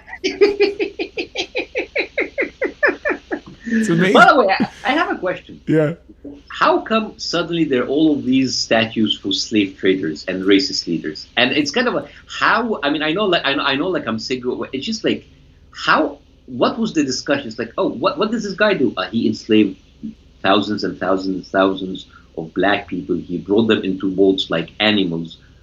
Quarter of them were died, and then he enslaved them and their children from generation to come. It's like, let's build him a statue. That sounds like a guy who deserves a statue. Exactly. And then I said, and then I look back. It's like, well, from where we come from, there's a lot of assholes who have statues. And that's true. But can I point something out? The irony of the people like that dickhead MJ who says, look at George Floyd's past. How come we can take a Confederate leader and say we're building him a statue not because of his love for slavery, but because of his brilliant military tactics? So we can overlook the slavery part, right? We can overlook that he raped black women and had children with them and destroyed lives and enslaved people because he was a good general. But George Floyd stole something, served his time. He's a career criminal, rapist, horrible person, no matter what he does, you fucking hypocrites. Why not erect a statue for Hitler? I mean, he was like a military genius for 5 years until he was... He was a military genius. He also great painter, loved dogs, good old guy. Hitler was a great dude, really good man, all around, upstanding citizen. And he was a vegan too. He was a vegan? Yeah. Made one mistake, just one tried to kill everybody. But I mean... but he was a vegan, come on. Get over it, Stop getting hung on the details. It's just like, listen, the whole idea about like, talking about history. I know why there are a lot of statues. I know the reason for having all of these statues of the Confederate symbols and Confederate leaders. It's because beginning of the 20th century, there was a group of women called the Daughters of the Confederacy. The Daughters of the Confederacy, yep. Confederacy, yeah. And they kind of like raised money in order to commemorate this part of American history. But they didn't stop at that. They actually got into the history books for most of the curriculums in the South. So an average kid in the South, when they discuss the Civil War, it's not about slavery. No. It's about states' rights. States' rights. They changed the narrative. And the most powerful war in the world, you've heard me say this on the podcast, everybody watching multiple times, and I'm going to repeat it now, the most powerful, the most rampant war in the world today is the war of narrative, and it's always been the case. It's about narrative. It's kind of, it was not about slavery. It was about the states' rights. I mean, the rights to have slaves, but it was Yes, of course, but... it was about the states' rights. It's like, it's just like, and again, and that is why it's kind of like the whole thing about the Confederate flag and the South will rise again. We need our rights. We just will need our rights. It's terrible, man. It's terrible. It's disgusting. It's terrible. And I can go on and on and on about how the South, after the Civil War and after many black people made it to Congress and made it to city councils, they were actually outed by militarized militias over years, and they overthrown the local government. They actually made a coup d'etat multiple times in the South in order to abolish any gains for black people after the Civil War. True. But since we are on it, and I'm sorry, I'm kind of like, my brain is going everywhere. How about we talk about Arab racism for a while? I'm down. Let's what do you mean? Arab racism? What is this? I've never heard of this. Let's talk about this. Let's talk about Arab racism against people from other religions. Let's talk about Arab racism against gay people. Let's talk about Arab racism against women. Let's talk about Arab racism or even black people. Prejudice. Prejudice, better word than racism just because it's not a race, but hate, prejudice. Whatever uses. So nobody gets hung up on the semantics in the comment section. And let's talk about our history. Many of the slave traders were Arab and Muslims. Let's come on. It's fact. It's not just that. It's not just we are actually the only nation in the world under the Ottoman Empire that enslaved white people. And there was a lot of the young white people in Eastern Europe who were taken away by the Ottoman soldiers in order to become, if you are a woman, you are part of the harem, the concubine, you're sold in the slave market.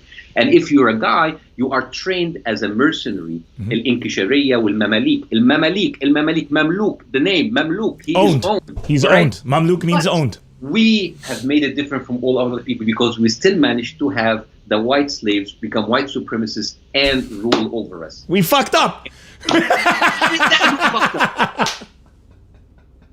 Even that, we fucked up. We're a disaster, Bassem. We're an absolute disaster. I know. This podcast episode should not be watched by anyone who's politically correct. If you guys have friends, let them know. Give them a trigger warning because this went places.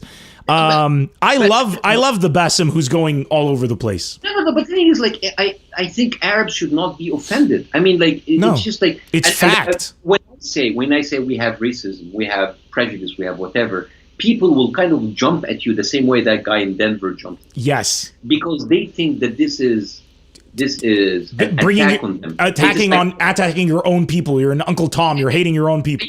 Yeah, it's like let's not put our dirty laundry out. People as if we have already an incredible outlook of ourselves in front of other people. Come on, now that will tarnish our image. But people don't know that they don't realize that actually self-criticism, self-deprecation, and starting with ourselves is your number one defense against other people coming, attacking you and bringing you down. 100%. You acknowledge, and it's like I never owned slaves. I never had any prejudice against people who are different than me. I feel comfortable discussing that because I want that to be better for all other people. But if you kind of hid those stuff under the carpet again, and you don't discuss it, it gets worse. If you do not acknowledge that you have a problem with other people practicing their religion openly against you in the Arab world because you are a majority, you cannot come here and talk about racism against you. Word. You need to talk. You need to discuss these things because that will make things better. Yes. Because it seems that I will talk about many. When I talk about racist people, I talk about the shitty ones. So if you have some sort of a visceral reaction, it means that you're one of them. It's like the same thing when we talk about cups, and the cups cups. We're talking about the shitty cups. Why are you in this conversation? You should be our ally. You should not be against me. We have the same exact goal here, So it suits some minorities when they are in their own country. They love to experience the majority role. But when they come here, it's like, oh, please don't be racist against us. Yeah. But they come back and they're horrible. Yeah. And some people even flip-flop over the summer when they go back to the summer vacation. It's crazy. It's seasonal. Racism is seasonal. It's seasonal. It's like, it's like it's snowing outside. Time to hate on the white people. It's hot outside. Time to hate the black people. Let's go. Dude. It's crazy. And listen. A few days ago, I posted that picture of Trump carrying the Bible in front of me, and it was brilliant. I retweeted you. Please tell everyone what the joke was. Yeah, and I said like Abu Trump al-Baghdadi. It's just like brilliant. Abu Trump al-Baghdadi. It's just like a guy using religion in the kind of strife, using religion in order to push the agenda. What is that? That is ISIS. That is ISIS. That is extremism. The fucking hate that I got from Arabs in America. Oh. And especially Arab Copts, Egyptian Christians. Okay. Kind of like hating on me. And they say, and you know what they said? And that's gold, man. It's like, hey, if you don't like that country, go back where you came from.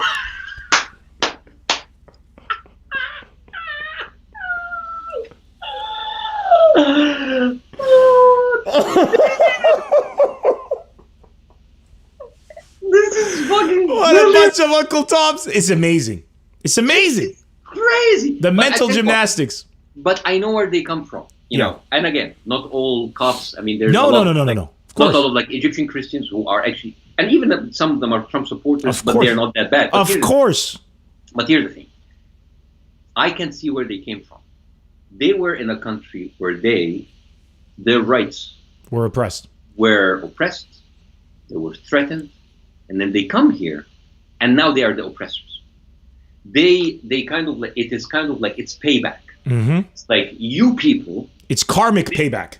The universe didn't let us build our church, but we're gonna come here and we are going to do the same to you. But the thing is, it's a vicious circle. It doesn't work that way. That you're not gonna redeem yourself. You're not gonna have your rights, because you know what will happen. There was gonna be a white Christian who would think that you're not as Christian or as American as he, and he somehow will oppress you. Yeah, I've very much enjoyed. I mean, for many evangelicals, you're not even a real Christian, and for many Catholics, you're not really a real Christian. Yeah.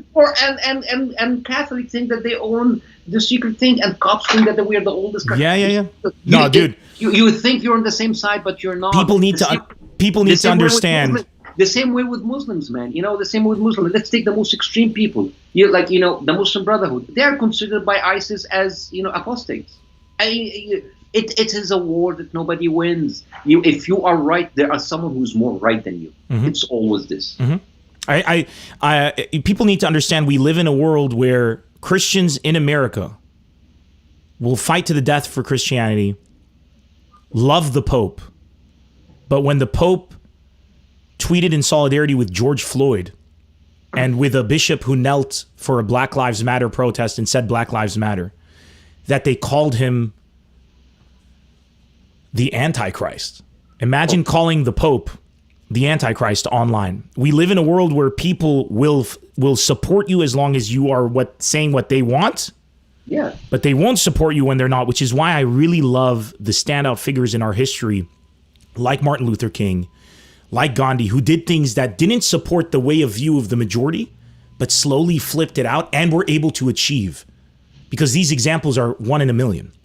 And those are really incredible. And I love how, even some of those, why can't you just, protest peacefully like Martin Luther King? Well, you fucking killed him! You killed Martin Luther King. Colin Kaepernick protested peacefully. You told him he was a son of a bitch. A lot of people protested. In fact, they've been protesting peacefully for ages. The last time that there was any ever looting or rioting was in 1992 during the Rodney King trial, which was a fucking disaster, right? The Rodney King tape beating. And now you had people rioting and looting. And this is what I remember Arab people saying, well, you can't have rioting and looting. And I looked at them. I'm like, don't you remember when we would go down to the streets to protest oppression?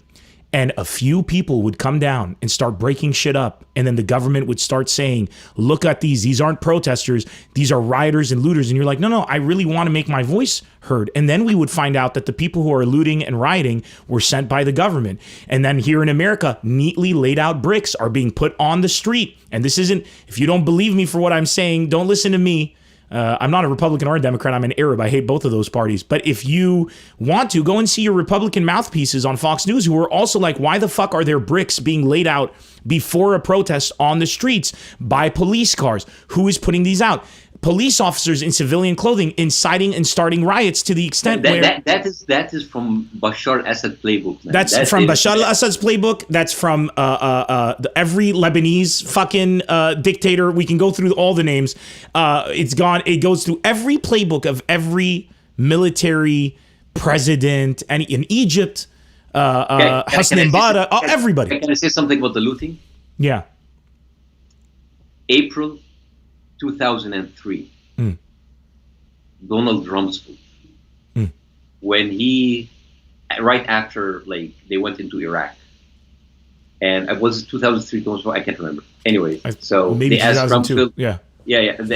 But he said that in 2003, and he said they asked him about after the Americans won, got Baghdad, took over Iraq, and then they in a press conference they say, what do you say about what is happening now with all of the chaos and the looting in Iraq? You know what does Rumsfeld say?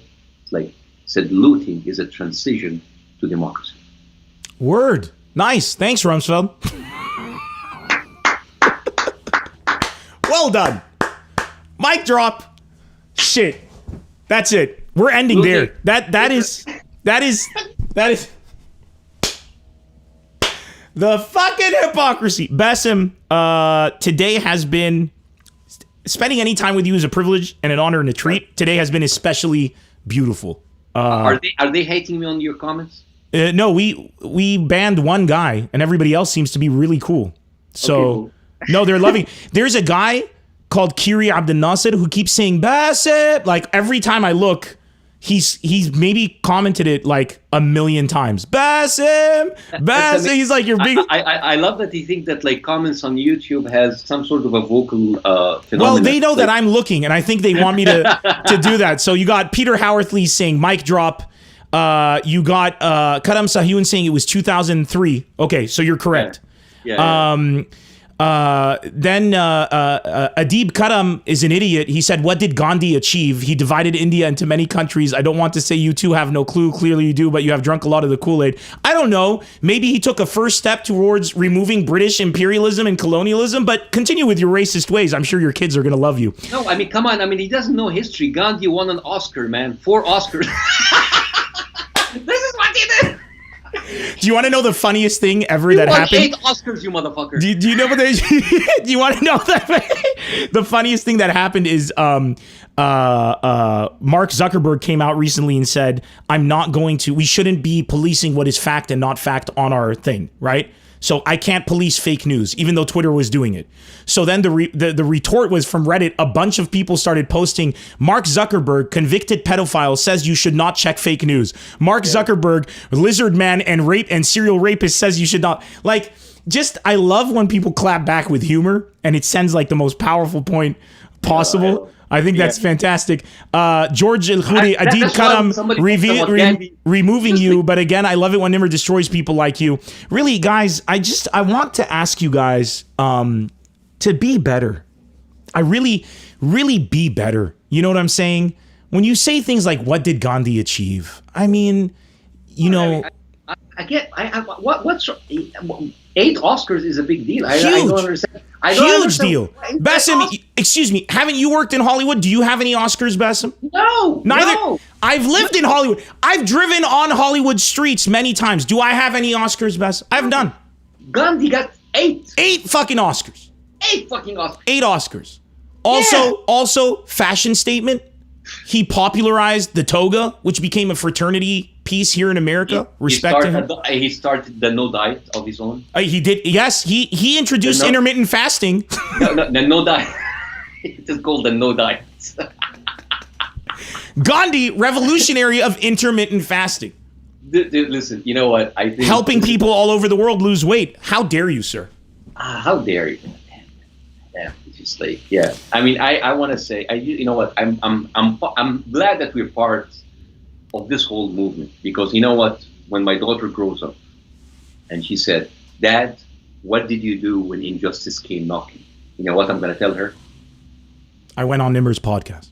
No. It's like, I may not have protested, I may have not taken part of all of the violence, but I retweeted a whole shitting. So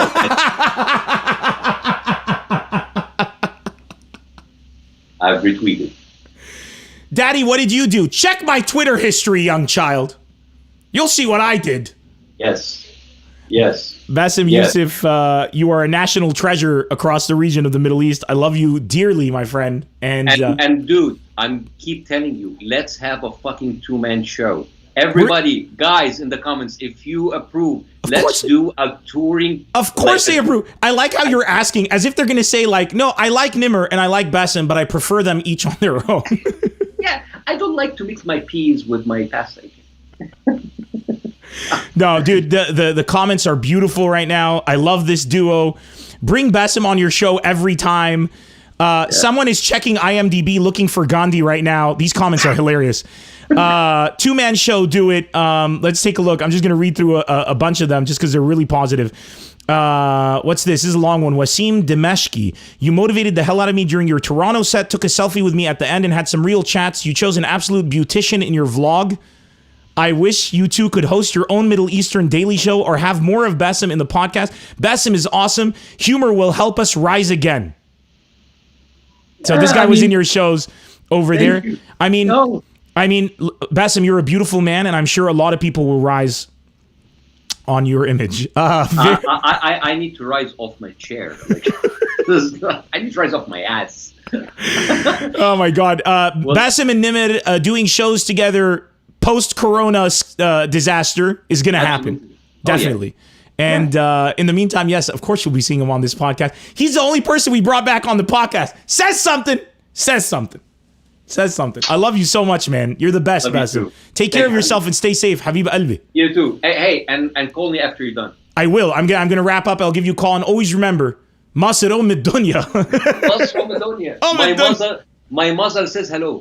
Hey, give her our best. Bye-bye, man. Take care. Bye. Bassem Youssef, ladies and gentlemen, the one, the only, the man himself, the man with the master plan, the dude, the legend. Thank you all for tuning in today on the podcast. It's not over yet. You guys know what happens now. We ask a question, we take the live callers, but I do want to wrap up with some very, very poignant, I think, necessary comments.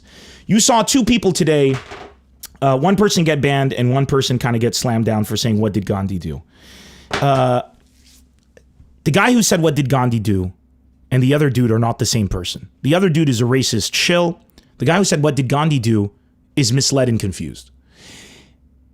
It's time to draw a line in the sand as human beings today because we need to decide. Do we want to have these same discussions with our kids? I don't. And if you don't want to have these discussions with your kids, call it out. Anytime, call it out. Keep your hand out, but call it out. Racism, bigotry, hatred, unacceptable. Unacceptable, unacceptable. Ignorance, unacceptable, but understandable. There's a great debate to be had. What did Gandhi do? If that guy had asked me, but Nemr, what did Gandhi do? He split up India. I don't understand what he achieved. And then we could have a discussion. But using words like you're clueless and stuff like that, and that's not a discussion. That's because what Bassem pointed out, I just came at your core beliefs and now you feel under attack.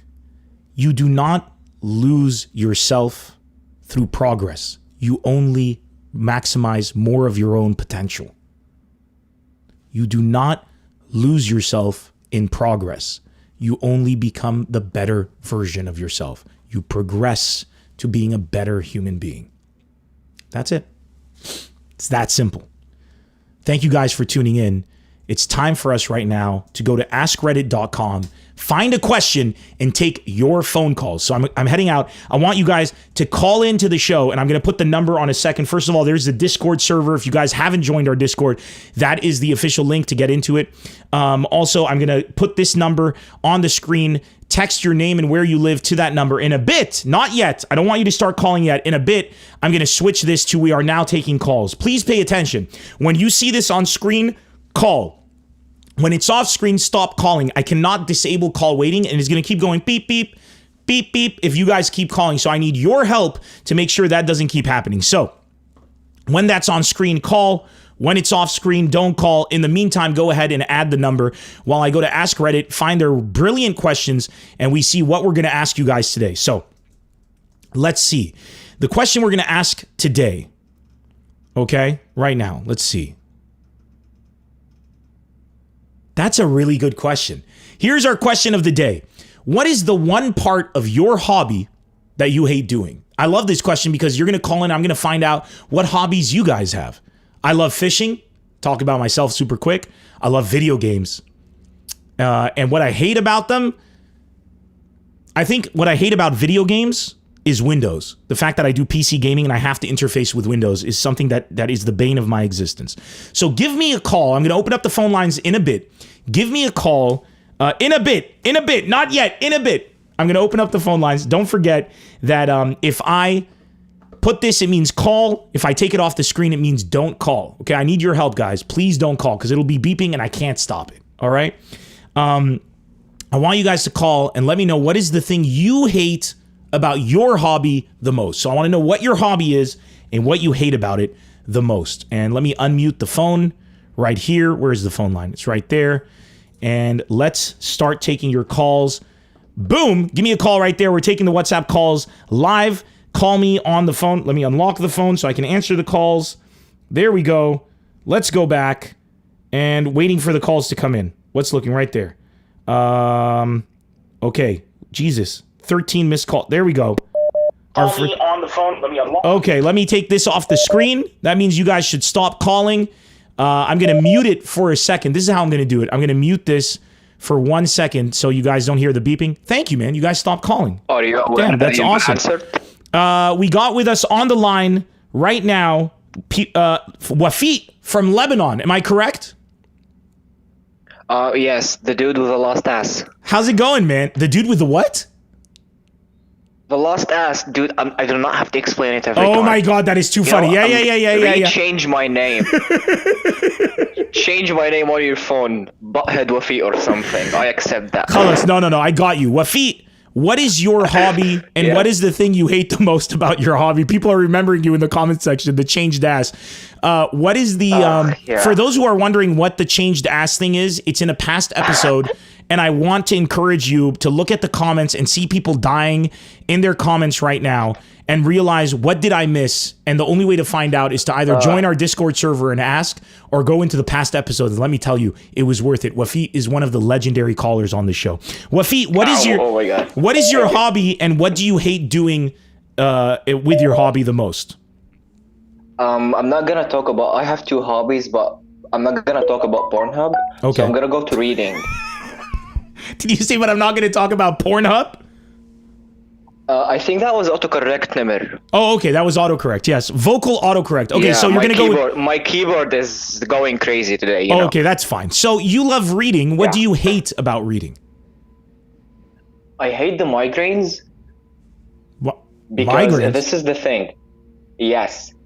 I suffer from migraines and all I do is read, and I even pursued English literature. So everything, like all of my hobbies are all about giving me migraines. Wait. You know? But you shouldn't be getting hot. Is it possible that you're reading without like enough light or the wrong temperature of light? Have you tried doing those differences? Light itself gives me migraines. Like, I freaking hate the light. Like, I try everything about it. But the thing is... Are you a vampire? What the... Yes, sorry, continue. I mean, I dated a vampire once. She just sucked the soul out of me. But no, I don't think she ever bit me enough to change me. Anyways. That is too funny. That is too goddamn funny. Okay. All right. Well, good luck with those migraines, man. I'd suggest trying reading off of a Kindle. Maybe you could decrease the light around you or maybe changing the color temperature of your lights. Maybe it works. No, the thing is, right now, are you aware of that prison in Lebanon called the Lebanese University? The prison in Lebanon called the Lebanese University. Yes, I am. Yeah, that is Rumi, and there's the Lebanese University. The Lebanese University did not shut down, is not accepting research papers. It's like we have to go to the university to actually present our exams there. And the thing is, we started our second semester without finishing the exams of the first semester. So we had to get all of our books, all of our material online, and we're reading everything off our laptops. And most of us don't even have laptops. Everyone has to read off their screens. So that's the migraines for you. My man, I feel for you, dude. I should have gone with Pornhub. I don't want to know what the negative between you and Pornhub is. Leave that in your own conversations. Dude, thanks so much for calling, man. It's always a joy when you call. Thank you. Bye-bye. All right, the number's back on the screen. Give me a call, people. Let's hear it. Let's see who else we got. What is your hobby, and what do you hate about your hobby? What's going on here? Jesus, so many calls are coming through. We got, let me take this number off the screen. This is working pretty okay right now. So stop calling, everybody. Of course, there's a bit of a delay, just so you guys know. Not everybody watches the show at the exact same second. There's like I think a span of like 10 seconds. Some people see the stream a bit later than other people. We got with us on the phone right now, from Ottawa, Canada, we got Ibrahim. Ibrahim, how's it going? It's going good. How are you? I'm doing good, man. I'm doing very good. How is Ottawa right now? Ottawa is, just chilling. They're chilling here. Not many cases, so they're starting to open up everything. Excellent. The hair salons are opening on Friday. I can get a haircut, finally. Why do you want to get a haircut? Do what I did and butcher your own hair. It's fantastic. Oh, I did. I did. Actually, my mom cut my hair. She's like, Brahim ta. Oh, dude. God bless, man. God bless. Give her our love. Ibrahim, tell us, what is a man called Ibrahim who lives in Ottawa? What is your hobby, and what do you hate about your hobby? Got many hobbies. Here's an interesting one, I guess. Well, one of my hobbies is doing stand-up. Okay. Comedy at small bars. Okay. And whatnot. We've had this conversation. Yes, you are a stand-up comic in Ottawa. What do you hate about doing stand-up? The waiting for your turn. When you're in a lineup? Especially when somebody does material that's very similar to yours, and now you have to change your act. Yeah, I've been there. I've been there before. Yeah, that's not fun. The comments. Like, oh shit.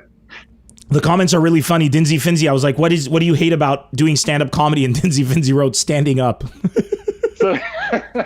And that, it would be nice to do it sitting down. It would be. I did it the other day. I tried sit-down comedy. It was interesting. Let's put it that way. Yeah, I watched it. Yeah, I saw that. It's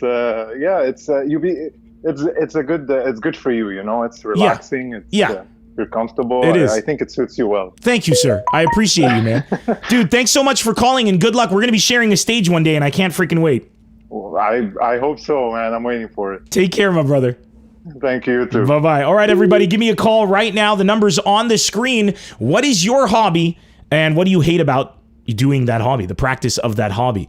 We got Mohammed calling us from Jeddah, KSA. Mohammed, how's it going, man?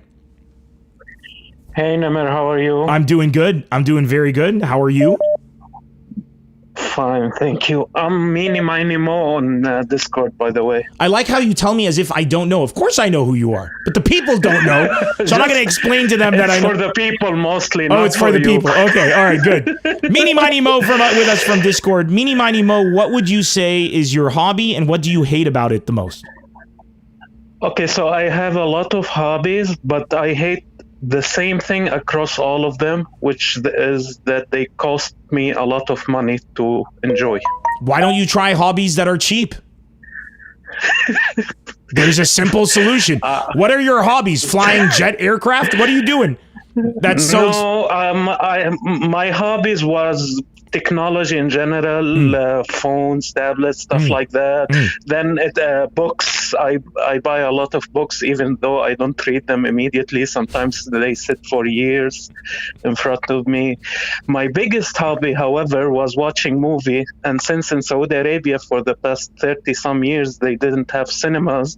So I had to travel to Dubai once every 3 months just to catch up on movies in cinemas. What? There. Wait, is your father like an oil lord? How did you afford going to the Dubai to watch a movie? The ticket from Jeddah to Dubai is not that expensive. Okay. I just it's around $250 almost. Okay, wait. Let me. But Okay, I have there's to ask you. I have to ask you this. Yeah. What movie did you pay a lot of money to go see and was a huge disappointment? Honestly, I always plan my trips to catch 3 movies at once. So even if I was disappointed by one, the 2 other will cover it. So I cannot really remember. And usually it's blockbusters, and those are really disappointing. At least. Okay, so what was your? That's fascinating, dude. What was your favorite movie that you traveled to go see? Oh, that's easy. Infinity Wars. Infinity Wars? Yeah, a Marvel movie. Yeah, the Avengers Infinity War. That was your favorite one? Yeah, because of the experience. More everyone was hyped. More than Endgame?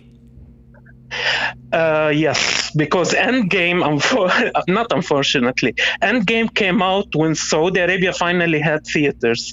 So I went to watch it in a theater here.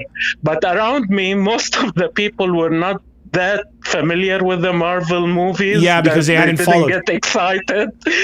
I was the only one like happy and cheering and stuff, and they all looked at me like, "Who's this weirdo?" Okay, here's my final question for you. You loved Infinity War the most. You enjoyed. How was it watching Endgame in Saudi? Like, because that was like one of the first. I remember the Black Panther. I think was the first movie in Saudi Arabia. Yes, you're correct. Did you go watch Black Panther? No, the first movie ever opened first movie opened in theaters was actually Glass by M. Night Shyamalan. Yeah, M. Night Shyamalan. And that I watched on the premiere date. So I was the first one at the theater at the time. That was a pretty dope movie. I was so happy. Yeah, that was a good movie. And after that, I almost watch every other movie that ever came, except the Egyptian movies. Okay. Which have a huge following here, but I don't watch them. You don't like them. Okay, that's fine. Disrespect Egypt. Sure thing, Mohammed. No, I'm kidding. I'm not saying just Egypt kidding. is bad. I said bad I'm movie just kidding. Egyptian. Love that. I love that he said, I didn't say that Egypt is bad. I'm just saying that bad movies are Egyptian. That's it. That's all I'm saying. Exactly. That's all I'm saying. That's all I'm saying. That's all I'm saying. Mohammed, thank you so much for calling. Nemr, Yeah. I would love to have a discussion with you about today's episode, one element of it on Discord. Maybe later when you join us. I will be joining on Discord. I will join for a bit because I have to prepare for the next episode, but you can bet that if you're on Discord, we will have that conversation in the next 48 hours. Great. Thank you very much. Dude, I love that you'd want to discuss stuff with me. Thanks so much. Have a great day, brother. Thank you. Bye-bye. Yeah, bye-bye. All right, guys, that's all the time we have for the episode today. This was awesome. Overall, this was this is one of our longer episodes today. Guys, thanks so much for calling in. It's M. Night Shyamalan, but I always say, and Mauritania say M. Night Shyamalan, and you have to understand Arabic to understand why that's hysterical.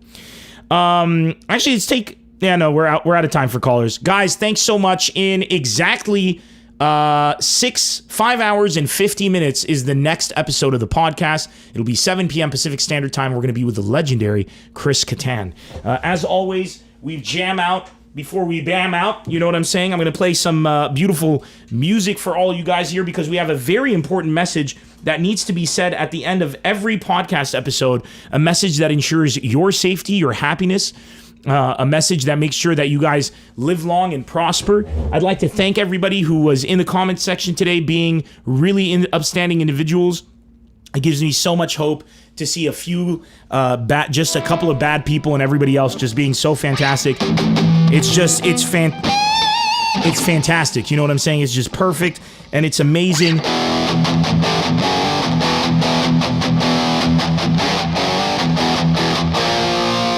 I like this distortion. It's very ancient, kind of like old school rock kind of distortion. You know what I'm saying? Where you come in with just...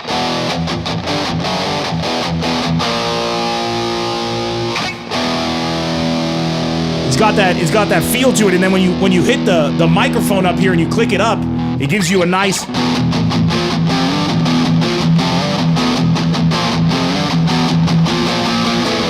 But, of course, you know how we do it here. We always play. I'm going to play that same thing that I was playing on today because I love that, man. And once again, that was a music stream.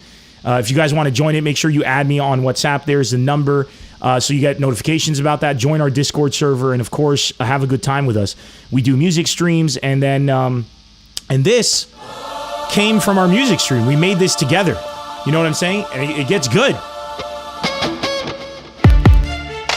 It was a good time, man.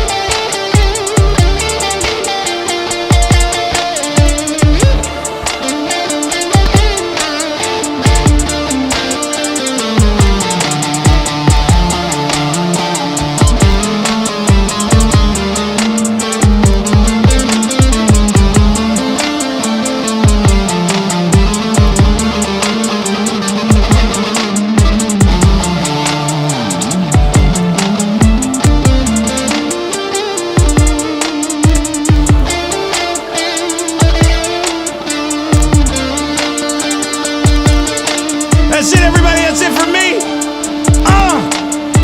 Take care and always wear underwear, my people. That's all I gotta say. I'll see you all in a few hours for the next episode of the podcast. It only goes up from here, baby. Only goes up from here. Thank you for tuning in. A big shout out to our man, Bassem Youssef, for joining us on this glorious day. Goodbye, everybody.